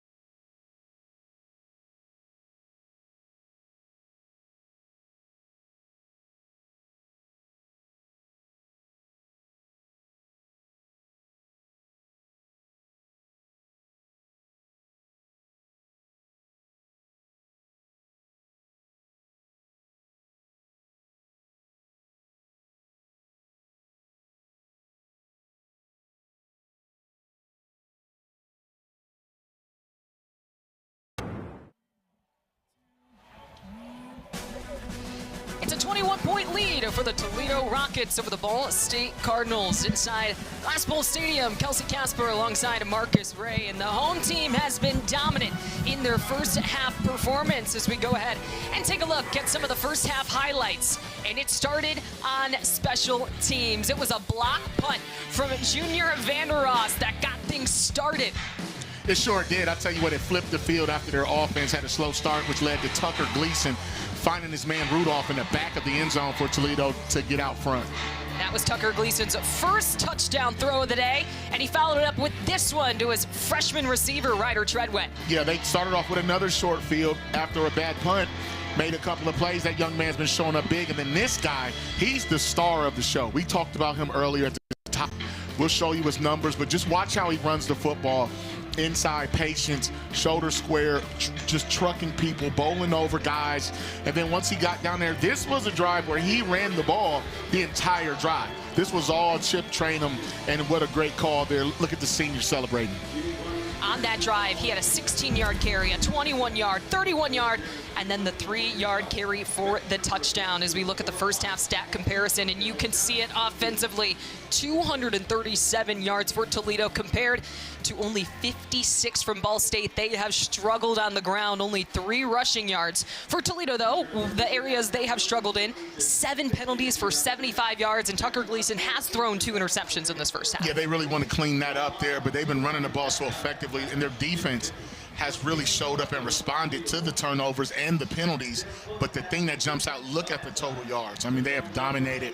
Ball State has really struggled besides one drive and one trick play of moving that football. And you talked a lot about the senior running back, Chip Trainum, having himself a day in his 4th stop in his college career. He started at Arizona State, went to Ohio State in Columbus. He was injured last season at Kentucky, only with 101 rushing yards.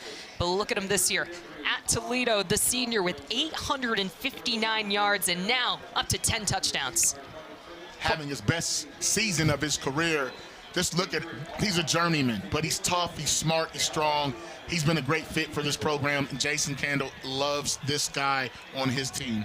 Quite the journey for the senior running back, and quite the first half as well, as Toledo has dominated in all areas. They have a 24-3 lead over Ball State at halftime. When we come back, third quarter action on the other side.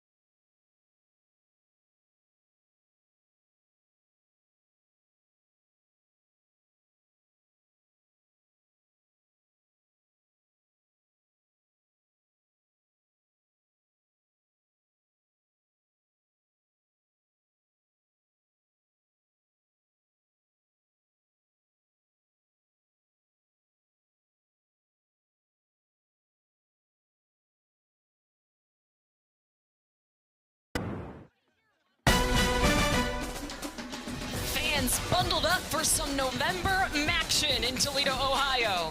At halftime, the Rockets with a 24-3 lead over the Ball State Cardinals.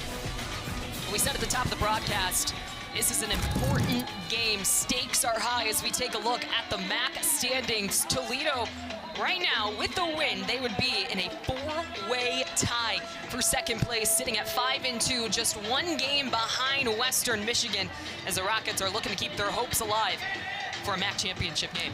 I tell you what, November football couldn't be more important than right now, and I haven't seen this much parity in this conference in a long time.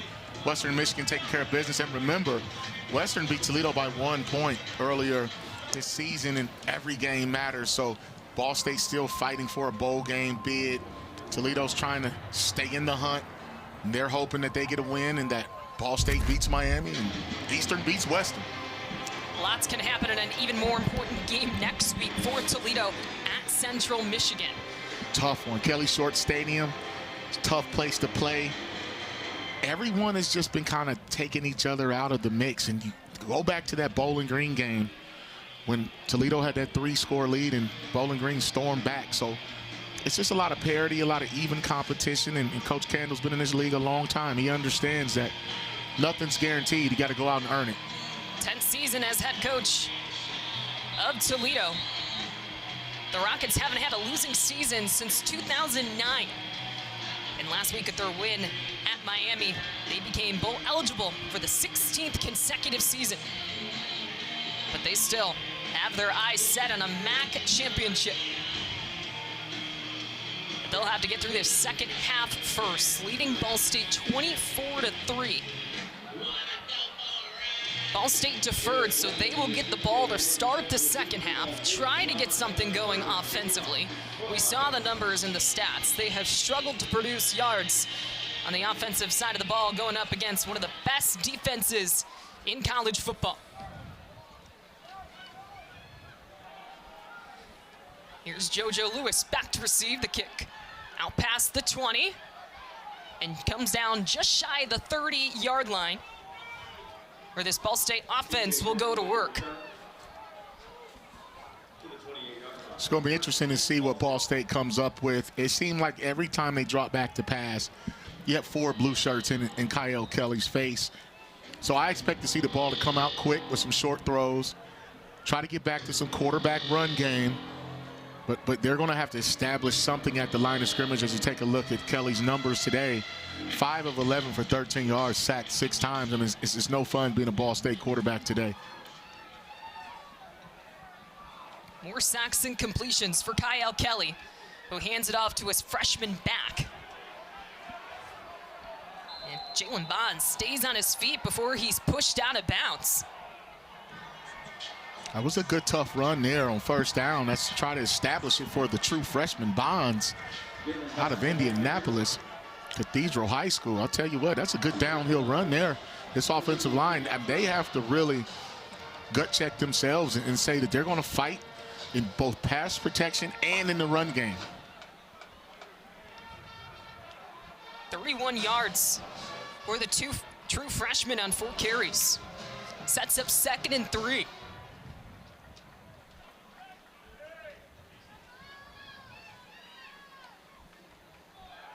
Pressure coming, and Kelly's just going to have to throw it away. It was really hard to tell what they were trying to set up, whether it was a screen, some type of delayed draw, or handoff, but they just weren't in sync there. And when you got the big fella Pointer right there, Martez Pointer, he's been in the backfield all afternoon. Big third down, as you see those numbers right there. Ball State's really struggled in the last month on third down.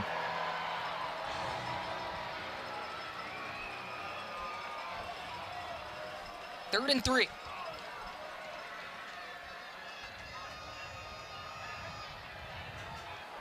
Quarterback keeper. And Kyle Kelly is brought down in the backfield. Swarmed by the Rockets. You'll see the first man there. Just watch 49, Apollonia. He made first contact in the backfield. He was not fooled at all. That was a design quarterback run, and looked like Toledo had everyone up inside the box there from hash to hash. And we talked with defensive coordinator Vince Karras about Chris Stapolonia, the sophomore captain on this defense. He says he calls him an alpha. He says not only the fake punt, take it inside the 50. And Ball State's got momentum. They've gotten creative on big plays today, and it pays off here. That was a great call there. Maximus Webster, the backup tight end. He just takes it, and that's something they worked on and they saw on film versus this Toledo punt rush team. And I'll tell you what, that was a gutsy call. They needed it, and that's a way to keep the ball moving. 26 yards on the fake punt. Sets up 1st and 10 for Ball State. Ball in the 40. The handoff to Bonds, who's taken down.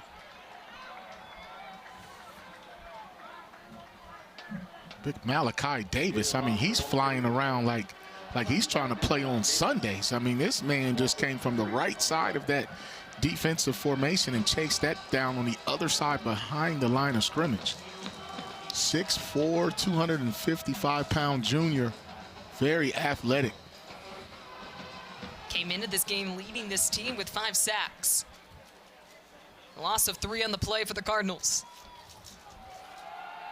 Kelly drops back. Short pass. Cutting in the middle was Donovan Hamilton. The redshirt freshman transfer from Purdue. I really like this decision by Kyle Kelly to step up in the pocket there and not run and keep his eyes downfield. Throw the ball to his man and Hamilton. And the deal is, man, you want to stay on a long yardage, run some underneath routes, check it down right in front of the linebackers because they've been dropping pretty deep in the middle.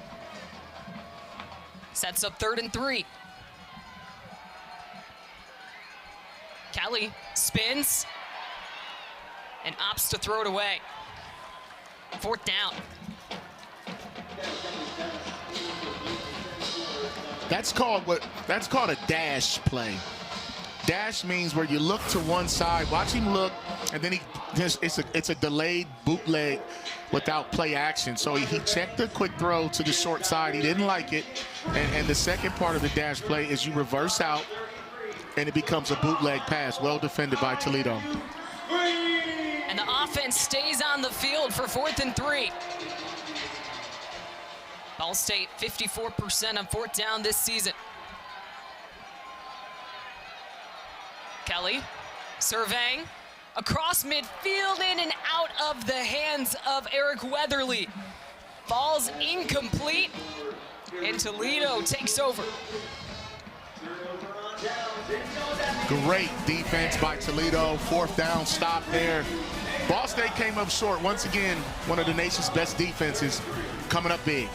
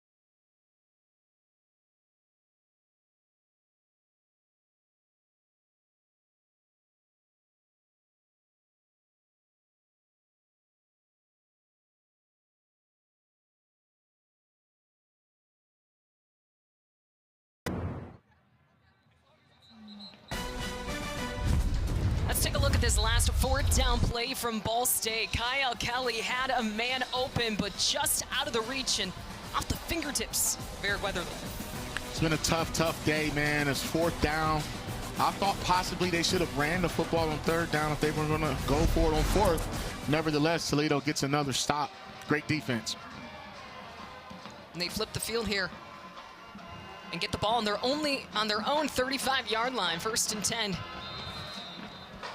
For Tucker Gleason in this Toledo offense. They were efficient to end the first half, scoring 10 points in the final 2 minutes.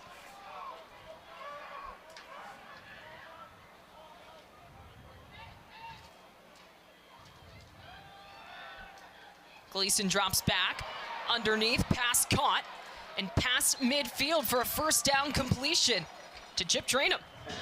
Well, that was a great job by Toledo making the call from the sideline to switch the formation, and Tucker Gleason knew that the blitz was coming from the opposite side. He found the hot hand, didn't force the ball that time. Great play. Takes the handoff, play action. Pass is caught by Vander Ross. Gain of about 5 on the play. And with Chip Trainum getting so much attention, that time with the play fake, it just took the defense all the way out of the picture. And then Gleason just made an easy check down throw. 2nd and 4 from the 42.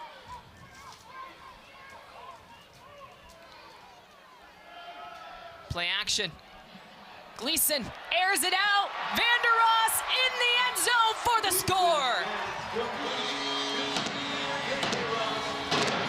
He leads the nation in touchdown receptions, and he adds another one here. They've been waiting for that one. You run the ball effectively, the play action pass will definitely work in your favor, and got to give Tucker Gleason a ton of credit the way he stood in that pocket there.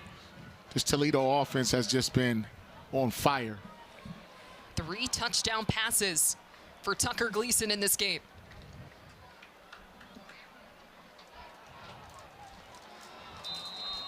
And Toledo has a 31-3 lead over Ball State.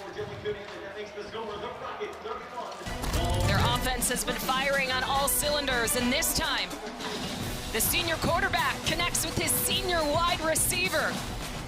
10 touchdowns on the year for junior Vander Ross.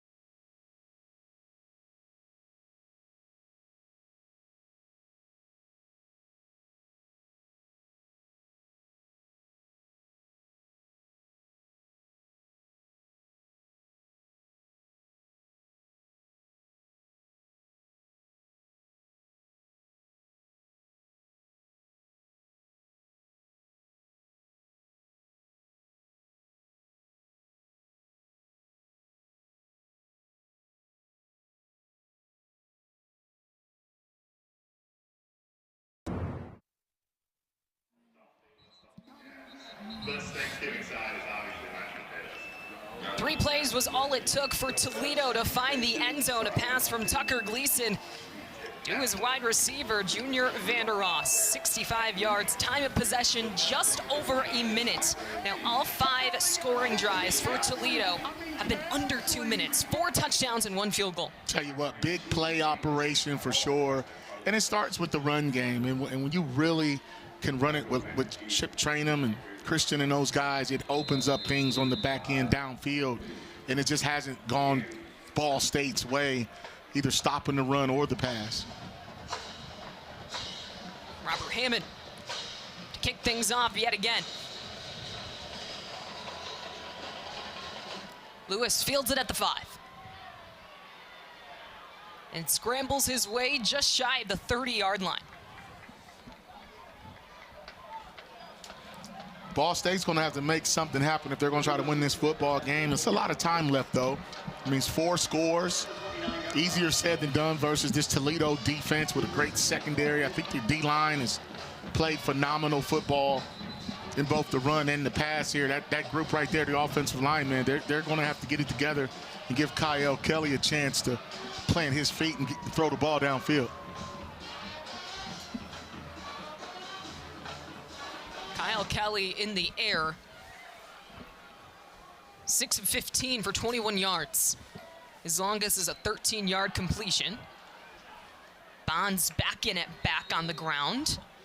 Minimal gain on the play, sets up 2nd and 9. You'll see Toledo is just well coached, understanding how to fit the run.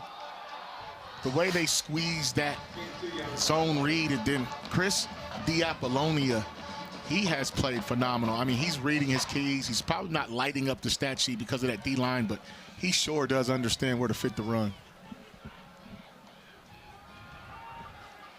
Kelly drops back, looking down the near sideline, in and out of the hands of Ty Robinson.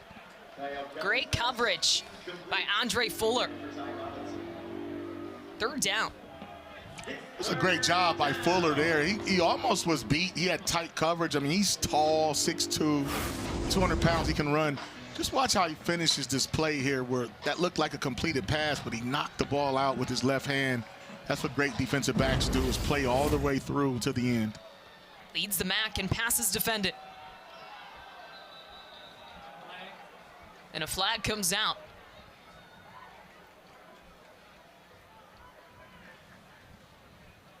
Looks like we had a little hard count in there by Kyle Kelly once again.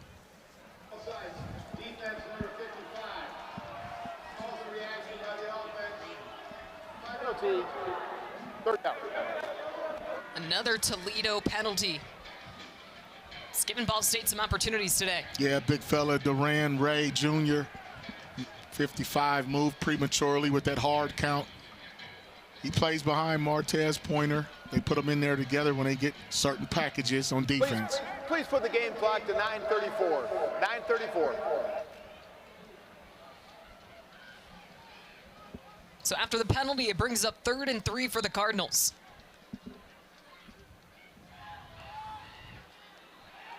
Kelly on the run. He's got a 1st down. Takes it to about the 45-yard line. Kelly, before that play, only had 34 yards on the ground. His previous low was 22 against Auburn. Well, you'll see here, he fakes it, sets up the pass, and then comes back again with the quarterback run. Well designed. They had 13 personnel, 1 back and 3 tight ends, trying to force Toledo to get those guys closer to the ball and then fake the pass to loosen them up. Great call. Ball State looking to get past midfield. Fakes the flip. Kelly again. On the move. And he's close to another 1st down. A well-designed jet read played there. Watch the fake, and then he reads it, following the big fella Cole Mosier right up the middle, and he bounces it out of bounds. That was a good play there. That's what they really want to do with Kyle Kelly, is get a little misdirection, pull some linemen. As you see the total rush yards there, Ball State well under their season average. They average 137 rushing yards a game. Here's Bonds up the middle, and the freshman has another first down for the Cardinals. That Toledo defense has been stout all day. Gave up a couple plays, a few first downs here or there, a trick play, but I think that young man right there, Bonds, is going to have a bright future here. I mean, he's a downhill running back.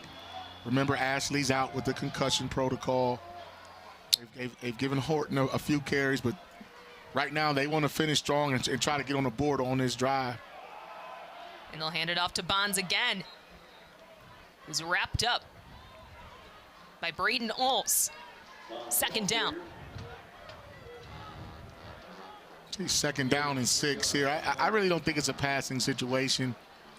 You want to protect Kyle Kelly sometimes with the call, not just the offensive line, but Braden Alls right there on your screen, 5 interceptions, tied for the nation's lead. It's a bright future, too. I'll tell you, at the next level, he's a very productive, smart football player. Here's TJ Horton. Ball State getting a lot more out of their run game compared to what they did in the first half.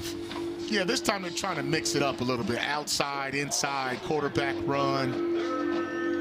Trying to just stay in third and manageable. As you see here, you get the little jet sweep action. Watch 6 come up right there. We just talked about him. Braden Alls with the space tackle. He was unblocked on that, but I think Ball State staying out a long yard. It just gives them a chance. Like you said, third and manageable. Kelly, quarterback keeper, gets tripped up short of the line to gain. Fourth down. Fourth and short. Do you go for it here? Definitely go for it here. Tell you, had a little holding call there, it might have got away, but that's a different version of an RPO, Kelsey, where a lot of times you fake a handoff, but now he's looking for the pass, and then the quarterback can run. That's an RPO play, too. So when you see Kelly pausing, he's waiting to see if he likes that quick inside throw by his receiver, that route. Well, it's 4th and 3. Kelly, quick pass, connects with his receiver, Donovan Hamilton. And they're saying it's a first down. Yeah, so what Ball State's doing now is right there. That's either a run or a quick pass, and that's how they're trying to package up their offense just to try to get some production, which I think is very smart because you got more guys in to protect Kyle Kelly if he does decide he wants to throw that football. Dragged down by Avery Smith right at the first down marker. But the drive stays alive for Ball State. Kelly, design run, weaving his way through the defense, picks up about 5 yards. The other thing that you see with all these tight ends in the game here is just it creates a wall, and then you get a puller, and then that's how Kyle Kelly is slipping through the cracks because they're outnumbering Toledo at the line of scrimmage. But what they're also setting up for is a double move on the outside with the single receiver in one-on-one coverage. So in the first half, they ran a lot of spread, 10 personnel, 4 wide receivers. That works to Toledo's favor, I believe, with this good secondary. Bonds up the middle. Gains a few yards on the play and again brings up 3rd and manageable for the Cardinals. Long, lengthy drive for Ball State. Just chipping away yards on the ground. I like their series of play calls here, and I believe that this game plan might have worked in the first half if they would have really came out with it. But that's why you coach. That's why you make in-game adjustments. But they have tight ends, and if you just keep watching this formation, you see Coach U right there. This is what he really wanted to do coming into the game. This is who they are. Kelly drops back, looks to the end zone, and the pass is broken up. Avery Smith in coverage. As that pass falls incomplete, intended for Donovan Hamilton. 4th down. Yeah, you knew that was coming at some point where you take a shot. You see right here, that's just great coverage there. Probably got a little arm bar action he got away with, made it tough for Hamilton to get his arms up, but Avery's a great all-conference corner. He's their lockdown guy. That's why he's singled up on any receiver that they line up with in that formation. Well, again, the Cardinals will go for it on 4th down. Oh, the little flip, Ty Robinson again, but the throw over the head of Kyle Kelly. Cardinals trying to get creative with it yet again, but they come up short. On the field. And Toledo defense flips the field on 4th down. Rockets lead 31-3 here with under 4 to go in the 3rd quarter.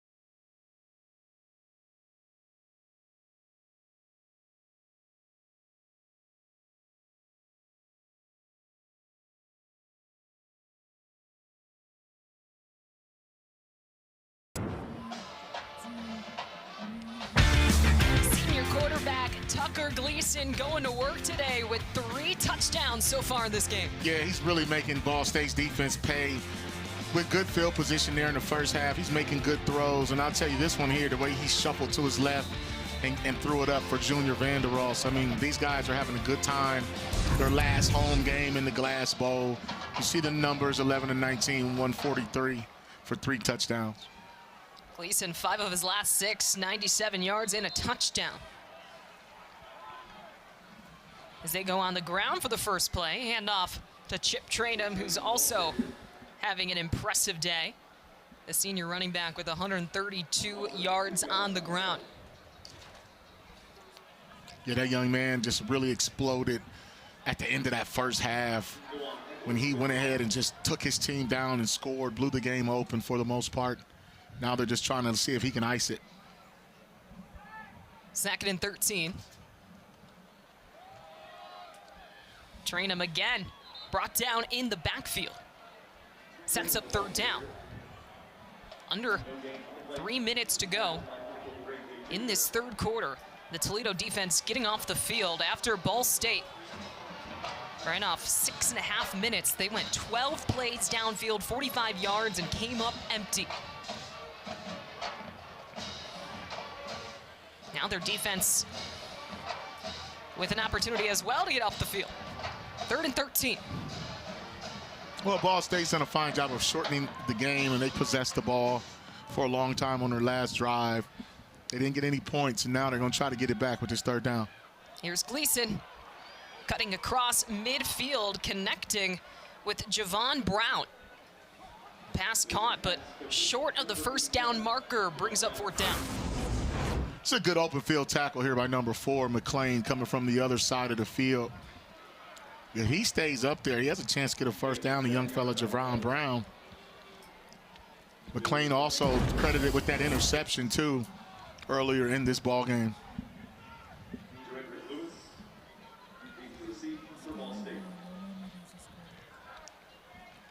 Haven't seen Emilio Duran in a minute. He punts it away. And calling for the fair catch at the 25 is Lewis.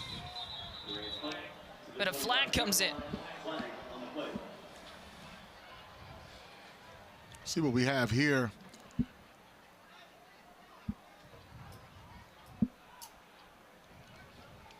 Let's see.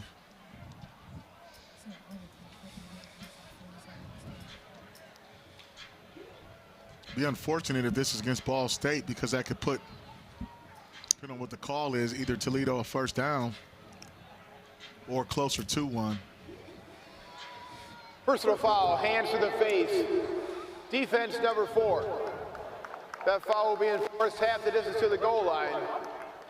First down. Let's take another look. Right there, hands to the face. He knocks off the helmet of Sherman. That's McLean right here. You'll see number 4. That hands to the face. It's a good block there by Sherman, too. Ball State, a handful of times today, have started with difficult field position. And now they do it again inside their own 15-yard line.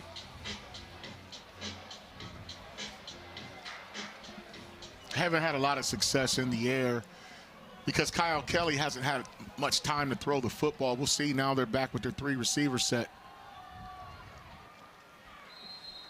And they were ready for the run. The Toledo defense, Anthony Dunn Jr. comes in for the tackle on second down.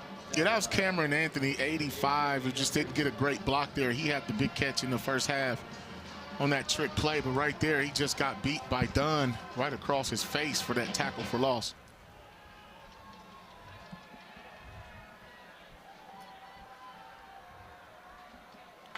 Second and 9.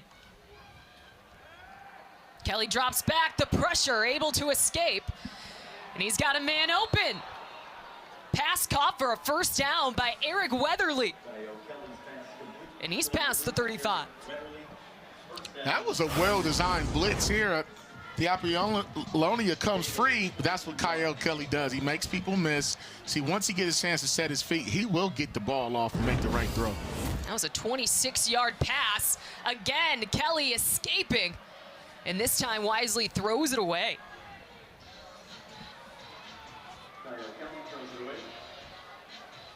See Kelly there just like a magician, just somehow just slithers his way out of that.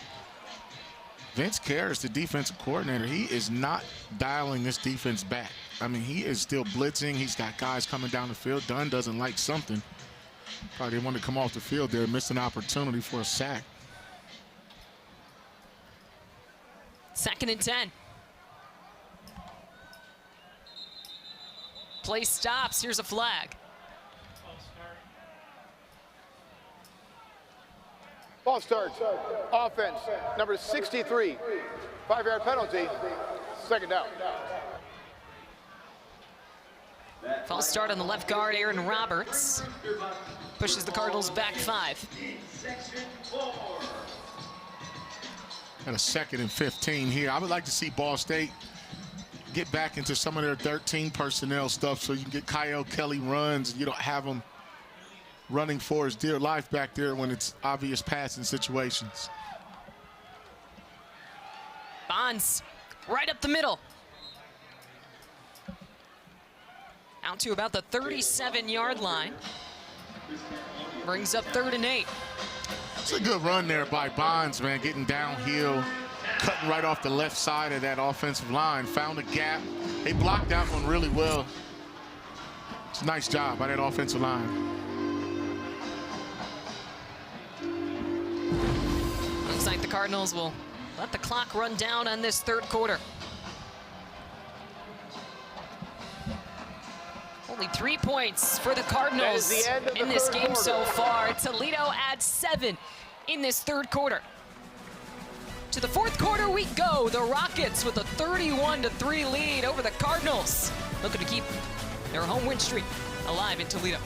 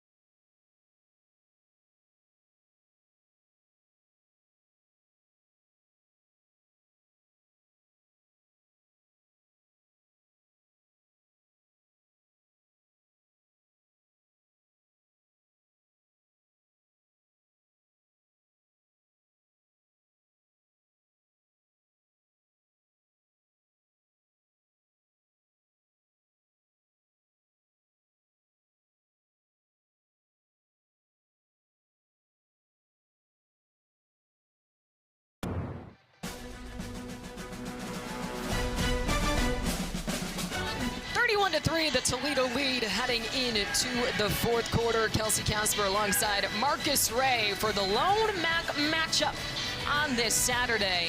A beautiful yet chilly November afternoon in Toledo, Ohio. Ball State with the ball to start the fourth quarter. It's 3rd and 8. Here's Kyle Kelly. He lost one in the air. Magwood downfield, but incomplete. Nearly picked off by Avery Smith. One-on-one matchup there in the slot. I think that ball was underthrown. Magwood trying to take Smith up top on the post route. Good recovery there by Avery Smith, who was a little disappointed he didn't come down with that interception. That brings up another 4th down for Ball State, as Adam Saul comes back out to punt. We did see some improvements for the Ball State offense in that third quarter.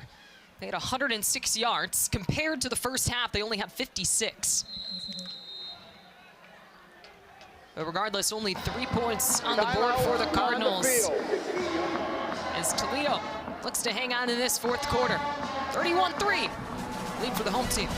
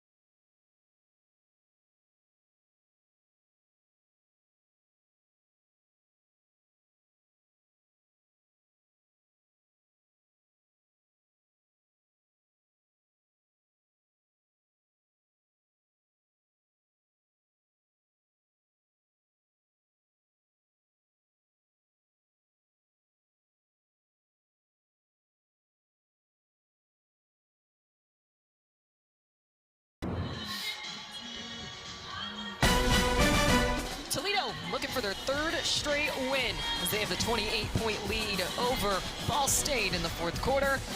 And a look at head coach Jason Candle. Like I mentioned, looking for 3 straight wins, also looking to hold their opponents to 3 points in each of those 3 games. FBS leaders at 13.4 per game. They've held their opponents under 14 points 5 times, under 250 points 6 times. This defense is playing lights out. They haven't given up a touchdown since October 25th. And they have the ball here, their worst starting field position of the day, but Kenzie Christian gets him out of it. His run is good enough for a first down. Good run there by Christian, number 10 there, off the left side of that line, man. 6'2", 207. He's a junior. He's a slasher. Gets in space and makes people miss. And gets them out to their own 26. Gleason connects with Vander Ross on the outside. Gains about 7 on the play. That's one of their bread and butter plays, that bubble pass there. The only way you can run it is we've got guys like Eric Holly, 81, and Javon Brown, 2 of their bigger receivers out there blocking at 6'2" and 6'4". It's a glorified toss sweep. Vander Ross, first team All-MAC last year.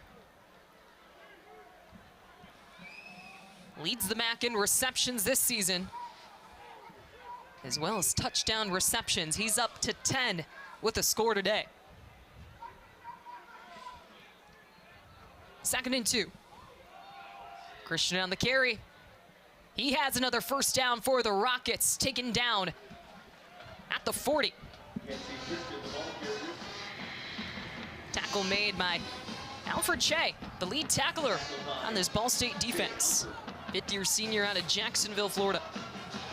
Toledo is still fighting to try to get to Detroit, Kelsey. I mean, they're going to need some help. You know, if they finish this one out here, check that box, and you go up to Kelly Short Stadium and just worry about what you can control. Gleason flushed. And he just throws it into the ground, incomplete. Yeah, like we said at the beginning of the broadcast, Coach Candle said, I know we need to win and I know we need some help. I can't do anything about the help, but I know we can win. That's what they're doing here in week 13. Well, they have a good football team. And the thing about it, when you play in a conference like the MAC, things can happen very strangely from week to week. And when they go back and review this season and however this thing plays out, whether they're in Detroit or not, they know that they're one of the best in this conference for sure. Gleason, short pass caught by Trinum. That'll bring up 3rd down. Not only are they good this season, but they're consistently good over the last decade or so. Jason Candle in his 10th season has not had a losing season during his tenure, and this Toledo team is at the most wins by a MAC team since 2016 with 78. That was a nice play there. We saw the replay by Darren Conley. He retraced his steps on that screen. Otherwise, that might have went for a big gain. 3rd and 13. Pressure comes. Lofts one into the air. It's caught. Vander Ross down the sideline and into the end zone for his 2nd score of the game.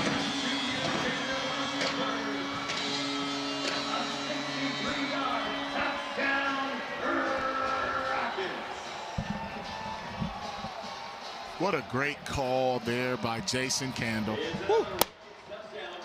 But the throw, the way he put the air under that to give Vander Ross a chance to run under it. They caught Ball State in a blitz there. This young man here has had a great day. Kelsey, you asked for him. You said we haven't heard his name much today, and then he just took off on you. Right on cue. 62-yard catch.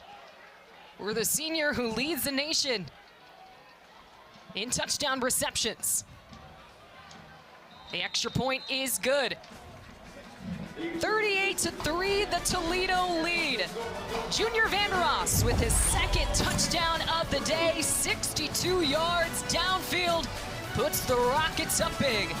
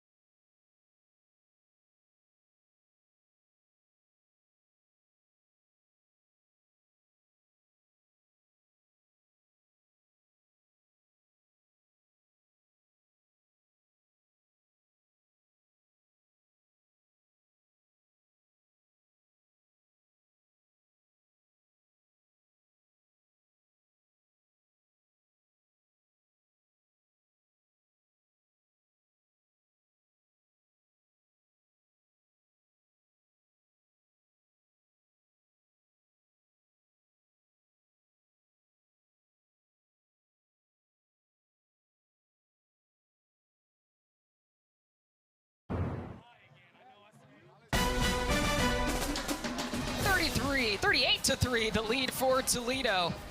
Thanks for a touchdown from that man right there, Junior Vander Ross, his 2nd score of the game, 11th touchdown of the season. As we get another scoring drive recap, 6 plays, 84 yards, 242. It's the longest time of possession on a scoring drive today for Toledo. It doesn't take long when you can do it by land and by air. That time they caught Ball State in a blitz and they took them up top. Also during the last break, they showed on the Jumbotron here at Glass Bowl Stadium, Darius Alexander in the house. Former Toledo defensive tackle, now playing for the New York Giants. That is one of 11 players who have been drafted under head coach Jason Candle. And you said it today, a couple guys have really caught your eye that could play at the next level. I'm gonna tell you, McNeil Warren, those guys, Brandon Alls, they have some dudes. I think Chip Trainum's going to get a chance to get drafted if he has a good workout, stays healthy. Toledo's always got some dudes, man. Ton of talent. Cardinals go back to the ground and back to their freshman, Jalen Bonds. Minimal gain on the play, sets up 2nd and 8. I think the culture that Jason Candle has built here at Toledo speaks for itself when you look at drafted players, number of wins, conference champions, and that's what Coach Hughes trying to build at Ball State. You know, in year one, I mean, he's trying to be the first coach to get to a bowl game in his first year. Kelly under pressure. And he's brought down. Again, Kyle Kelly being taken down in the backfield, this time by Nicholas Thompson. You'll see a lot of these younger guys getting a chance to play in a lopsided game like this, and the expectation doesn't change, though. Thompson at backup safety, plays behind Alls. 16 tackles coming into the game. He's a good-looking player, too, at 6'2", 206. Kelly, short pass right over the middle. Bond still up. He's got a first down and more. Past midfield. No one in front of him. And finally pushed out at the 20-yard line. The biggest play of his career, the freshman, Jalen Bonds. You'll see Kyle Kelly just checks it down to Bonds. That's a good decision, but watch the poor tackling here on the back end by Toledo, some of their backups. Dylan Haller. But right there, it's just hard to tell if Bonds blew a gasket or a shoe was almost coming off or something, and they're tending to something right there because that should have been a touchdown. Good block from Kobe Gross as well. As Bonds takes a seat and TJ Horton is in.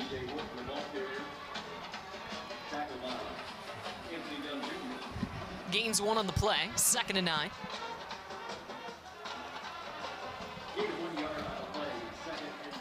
It's a big play there by the freshman, though, to flip the field for an offense that's been struggling. I mean, you want to have something positive to put on tape every time you line up, and now see if Ball State can work the red zone offense.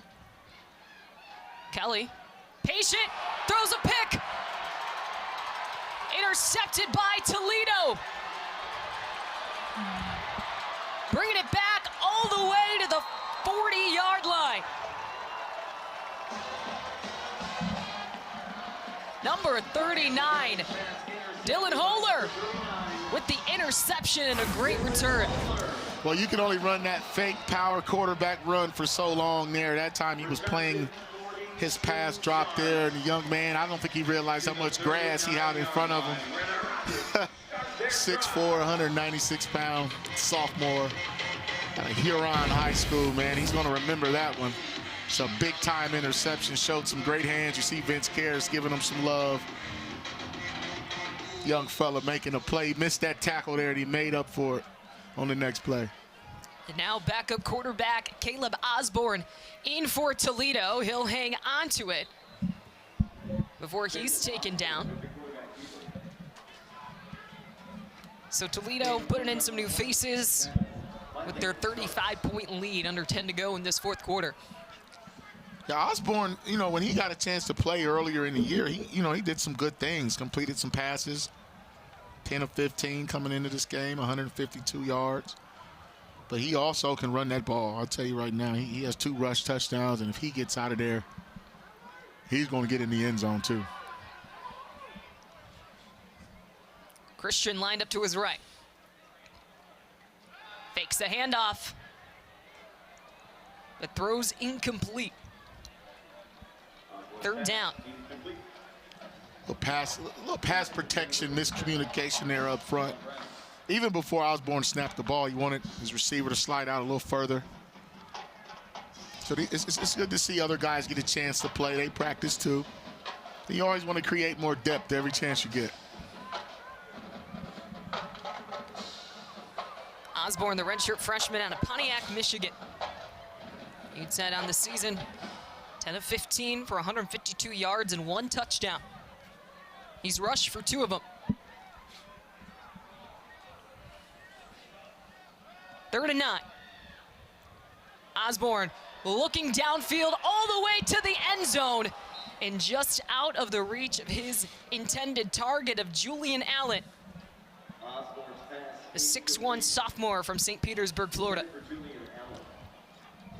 Osborne said he wants to get his shot at a big one too. I'll tell you, he had his tight end running across the middle there. Probably could have got a first down, but if you're Ball State, you don't want to see that ball get thrown over your head. The true freshman back there, young Toby, number 14.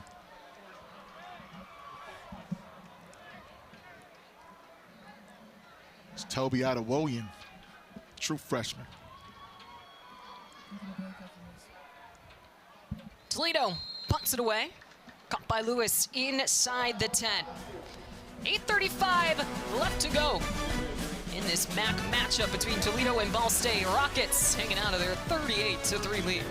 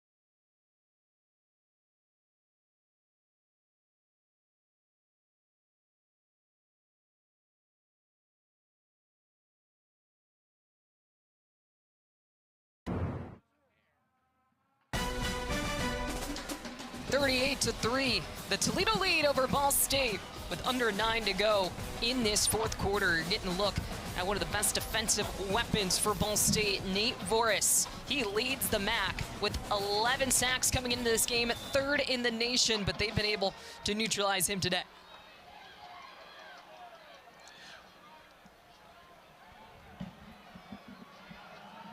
Bonds with another good carry. One of the things about Voorhees is this, man. You have to earn the right to rush that passer. And that means you have to stop the run and get Toledo backed up. And I'll tell you, they did a fine job of blocking Voorhees today, but he's had a great season, an All-American caliber type guy. Definitely all-conference, could be up for player of the year. When you have a good pass rusher, you want to run the ball and try to wear them down a little bit. And Toledo was able to show a lot of good balance today.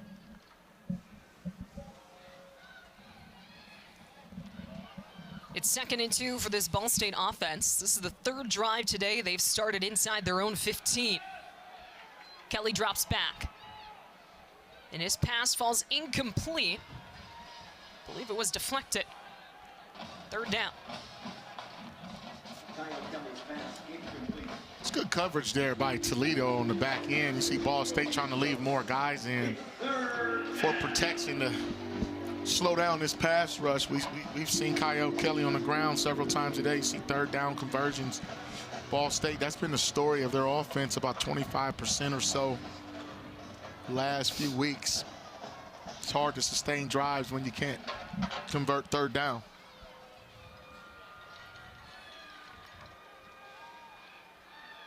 The freshman, Jalen Bonds. Did he get enough for a 1st down? They're saying he did. 1st down, Ball State. Bonds had a great run on the Cardinals' last drive, got him into the red zone, but Kelly ultimately throwing a pick and turning it over.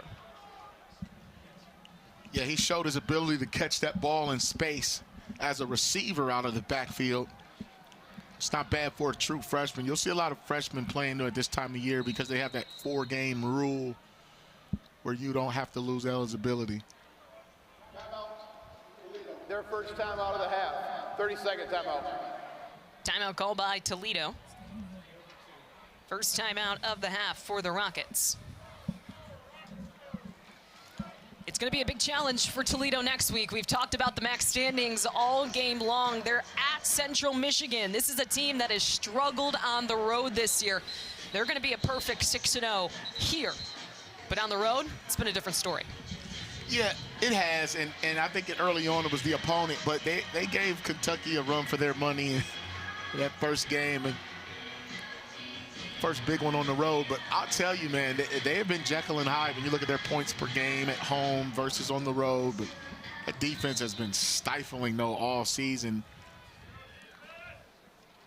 Central Michigan, one of the teams they're fighting in 2nd place with. Toledo got their first win on the road, too, last week against Miami, and Ball State winless on the road this year. If you remember, Kelsey, we asked Coach Kendall on that call, does your team have enough TNT, toughness and talent? And when you have that, you win close games and you win on the road. And that's the type of stuff you need, some TNT to win this MAC conference. And off again to Bonds, who stopped in the backfield. And you asked him, do you have enough TNT? He says, we're going to find out. That's exactly what he said. We're going to find out. Well, I'll tell you what, they had it today, but this one isn't close. We'll find out next week when they go on the road, but that's a good stop there. You see some of the younger players in there still roughing people up. See 46, Jeremiah Peters, good-looking athlete at 6'4", 226 pounds, out of Miami, Florida.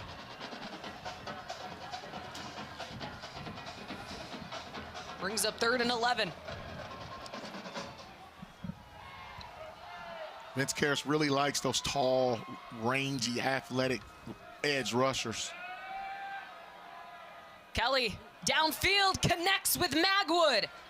Out to the 50-yard line. 1st down, Cardinals. Show Magwood some love, man. He's been around a long time, man, since 2020. I got to show him it's a little extra love. He's from my hometown, Columbus, Ohio. It's a nice throw and catch there. Kelly to Magwood. They've been doing that a couple of years now. Magwood went to Walnut Ridge High School, 4841 East Livingston Avenue. Hilltop, stand up. 32-yard reception with a 5th-year senior, Keon Magwood.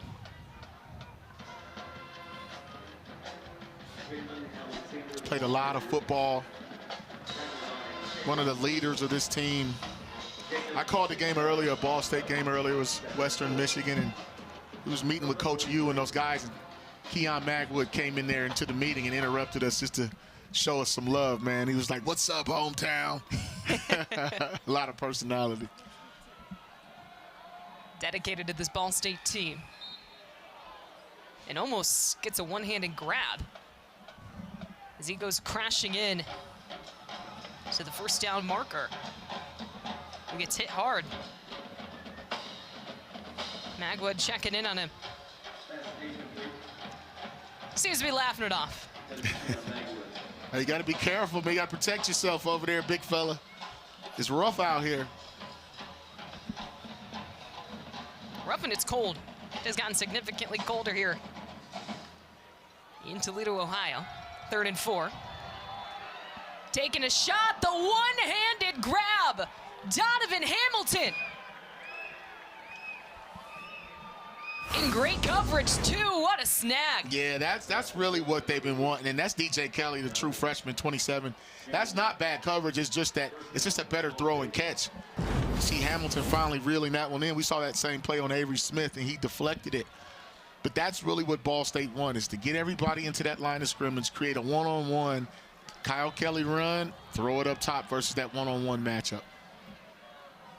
33-yard catch for Donovan Hamilton, the Fishers, Indiana native. Cardinals again in the red zone. Little pitch. Isaiah Thacker finds his way into the end zone for the first time today. Isaiah Thacker, the ball carrier, touchdown, Ball State. It took all 4 quarters, but Ball State gets their first touchdown. I like that call there, too. I mean, they timed that up perfectly. A little jet sweep. Kyle Kelly's going to flip it to him right on time. Look at that offensive line getting out in space. It's called that wide zone blocking when you see them all just run out to the outside. It's good vision there by Thacker, and at least they have something. They got on the board, scored a touchdown, a great drive there, hit the big pass to Hamilton.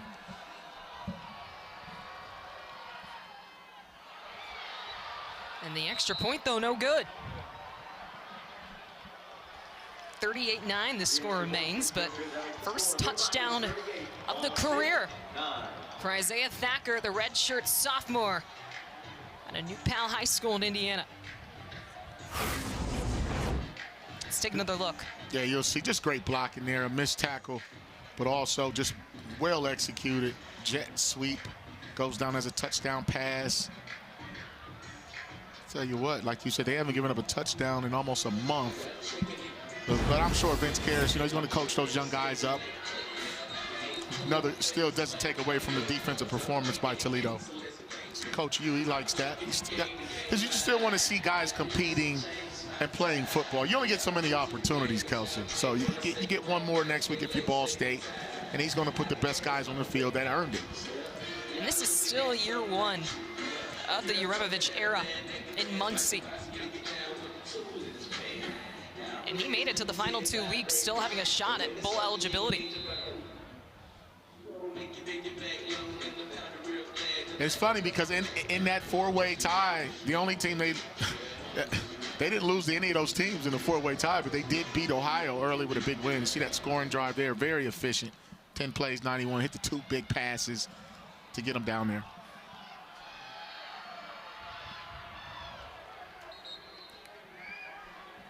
Good tackle by Ball State.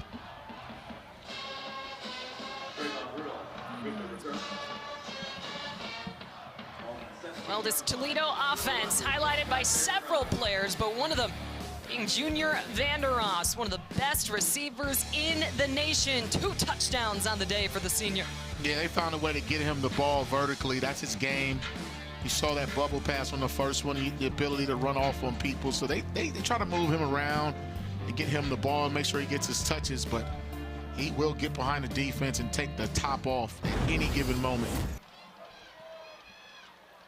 You see the MAC leaders, 7 receptions today. That's best in the MAC. He also extends his caught pass streak to 38 consecutive games. Mike Brennan II, the ball carrier. Junior Vander Ross, baby. Gain of 7 yards on the play. 71 catches, man, leading in this conference. That's pretty good, man. I mean, the running game in this conference, you see a lot of good backs, but when you can still get the ball to Vander Ross, when you have a chip train him and a guy that they want to get a bunch of touches, speaks volumes on the respect they have for Vander Ross. Play called dead and a flag comes out. False start, offense number 50. 5-yard penalty, second down.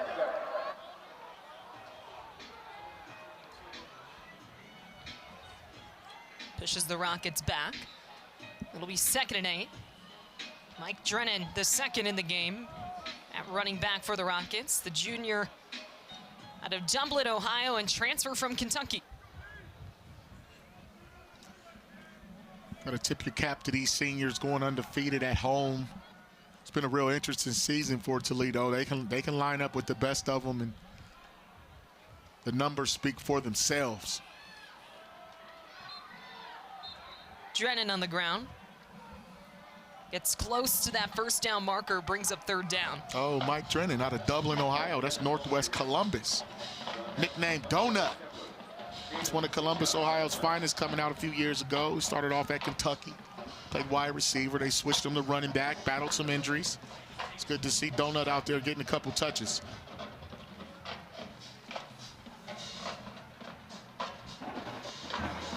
And with that, that'll bring us to the final 2 minutes of this 4th quarter. This is the 2-minute timeout. Toledo with the ball and the big lead. 38-9. Rockets are going to hang out for the win.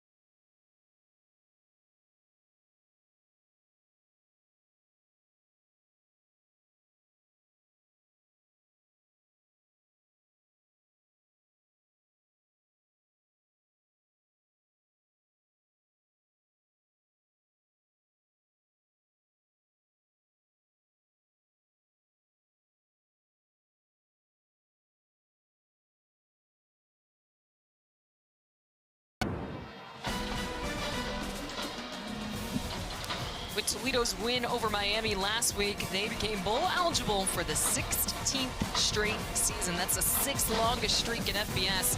They've got some impressive company at the top of the list, too. Some powerhouse SEC programs. Toledo amongst them.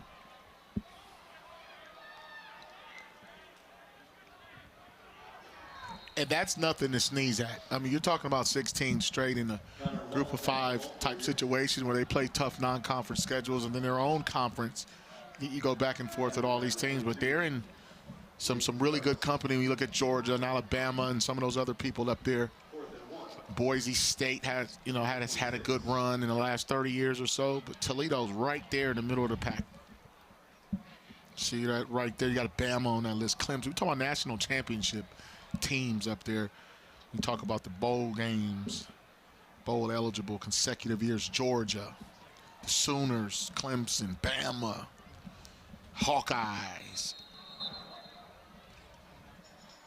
Timeout, Toledo. Their second timeout of the half. 30 seconds.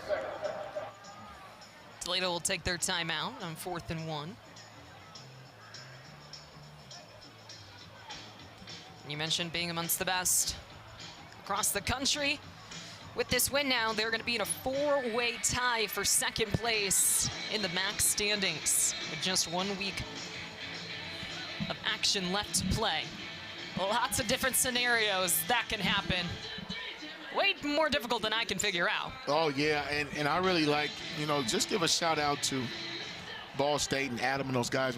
When we got the game notes, they broke it down for us how Ball State could get in. I just couldn't memorize it.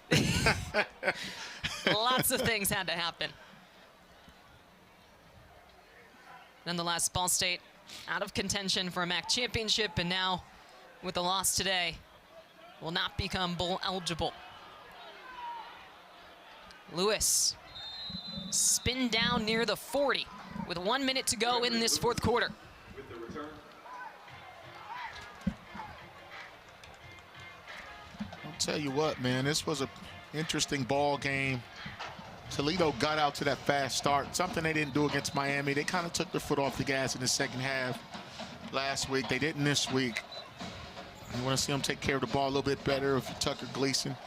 But at the same time, I think they were able to run the ball, show some balance, and they really pinned Ball State up against the wall in that first half, getting a lot of sacks and havoc plays, turnovers.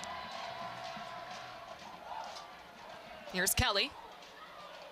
Pass is caught by Elisha Durham. That's a first down for the Cardinals with under a minute to go. Yeah, you mentioned quick start. Toledo rattled off 14 points in that first quarter. Ball State ended up getting a field goal. It was actually 14-3 with under 2 minutes to go in the first half as Kelly weaves his way through the Toledo defense for a first down. Kelly's got that wiggle, man. I mean, in space, he can just make people miss. That's why he leads his team in rushing and does a lot of good things for him. A pass to the outside. There's Jalen Alexander, redshirt freshman from Fishers, Indiana.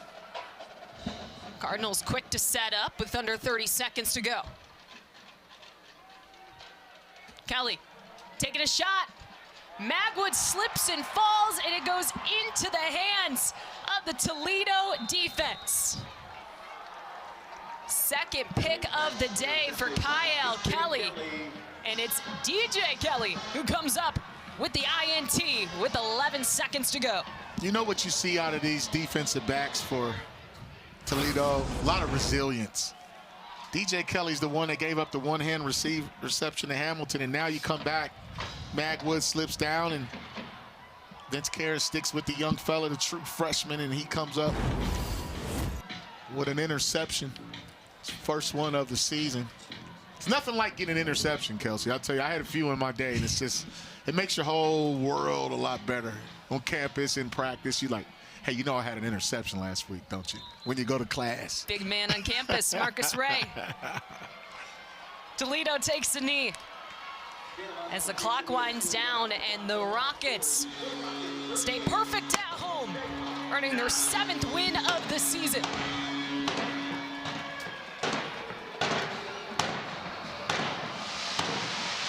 What a great job there. 80th win for Coach Jason Candle as the Toledo head coach. You love to see the sportsmanship there in the MAC. Pageantry, parody. These guys all know each other from high school, from all over the country. Toledo, that defense is lights out. They proved it once again. Ball State, they fought back, though. They showed some fight, showed some life, and you got to give Coach Yu some credit there. But that man there is very proud of his team. He got a big one coming up next week. 3 straight wins for Toledo, who is now in a 4-way tie for second place in the MAC standings. Well, that will do it for us. For Marcus Ray, I'm Kelsey Casper saying so long from Toledo, Ohio, where the Rockets take down Ball State 38-9, the final score.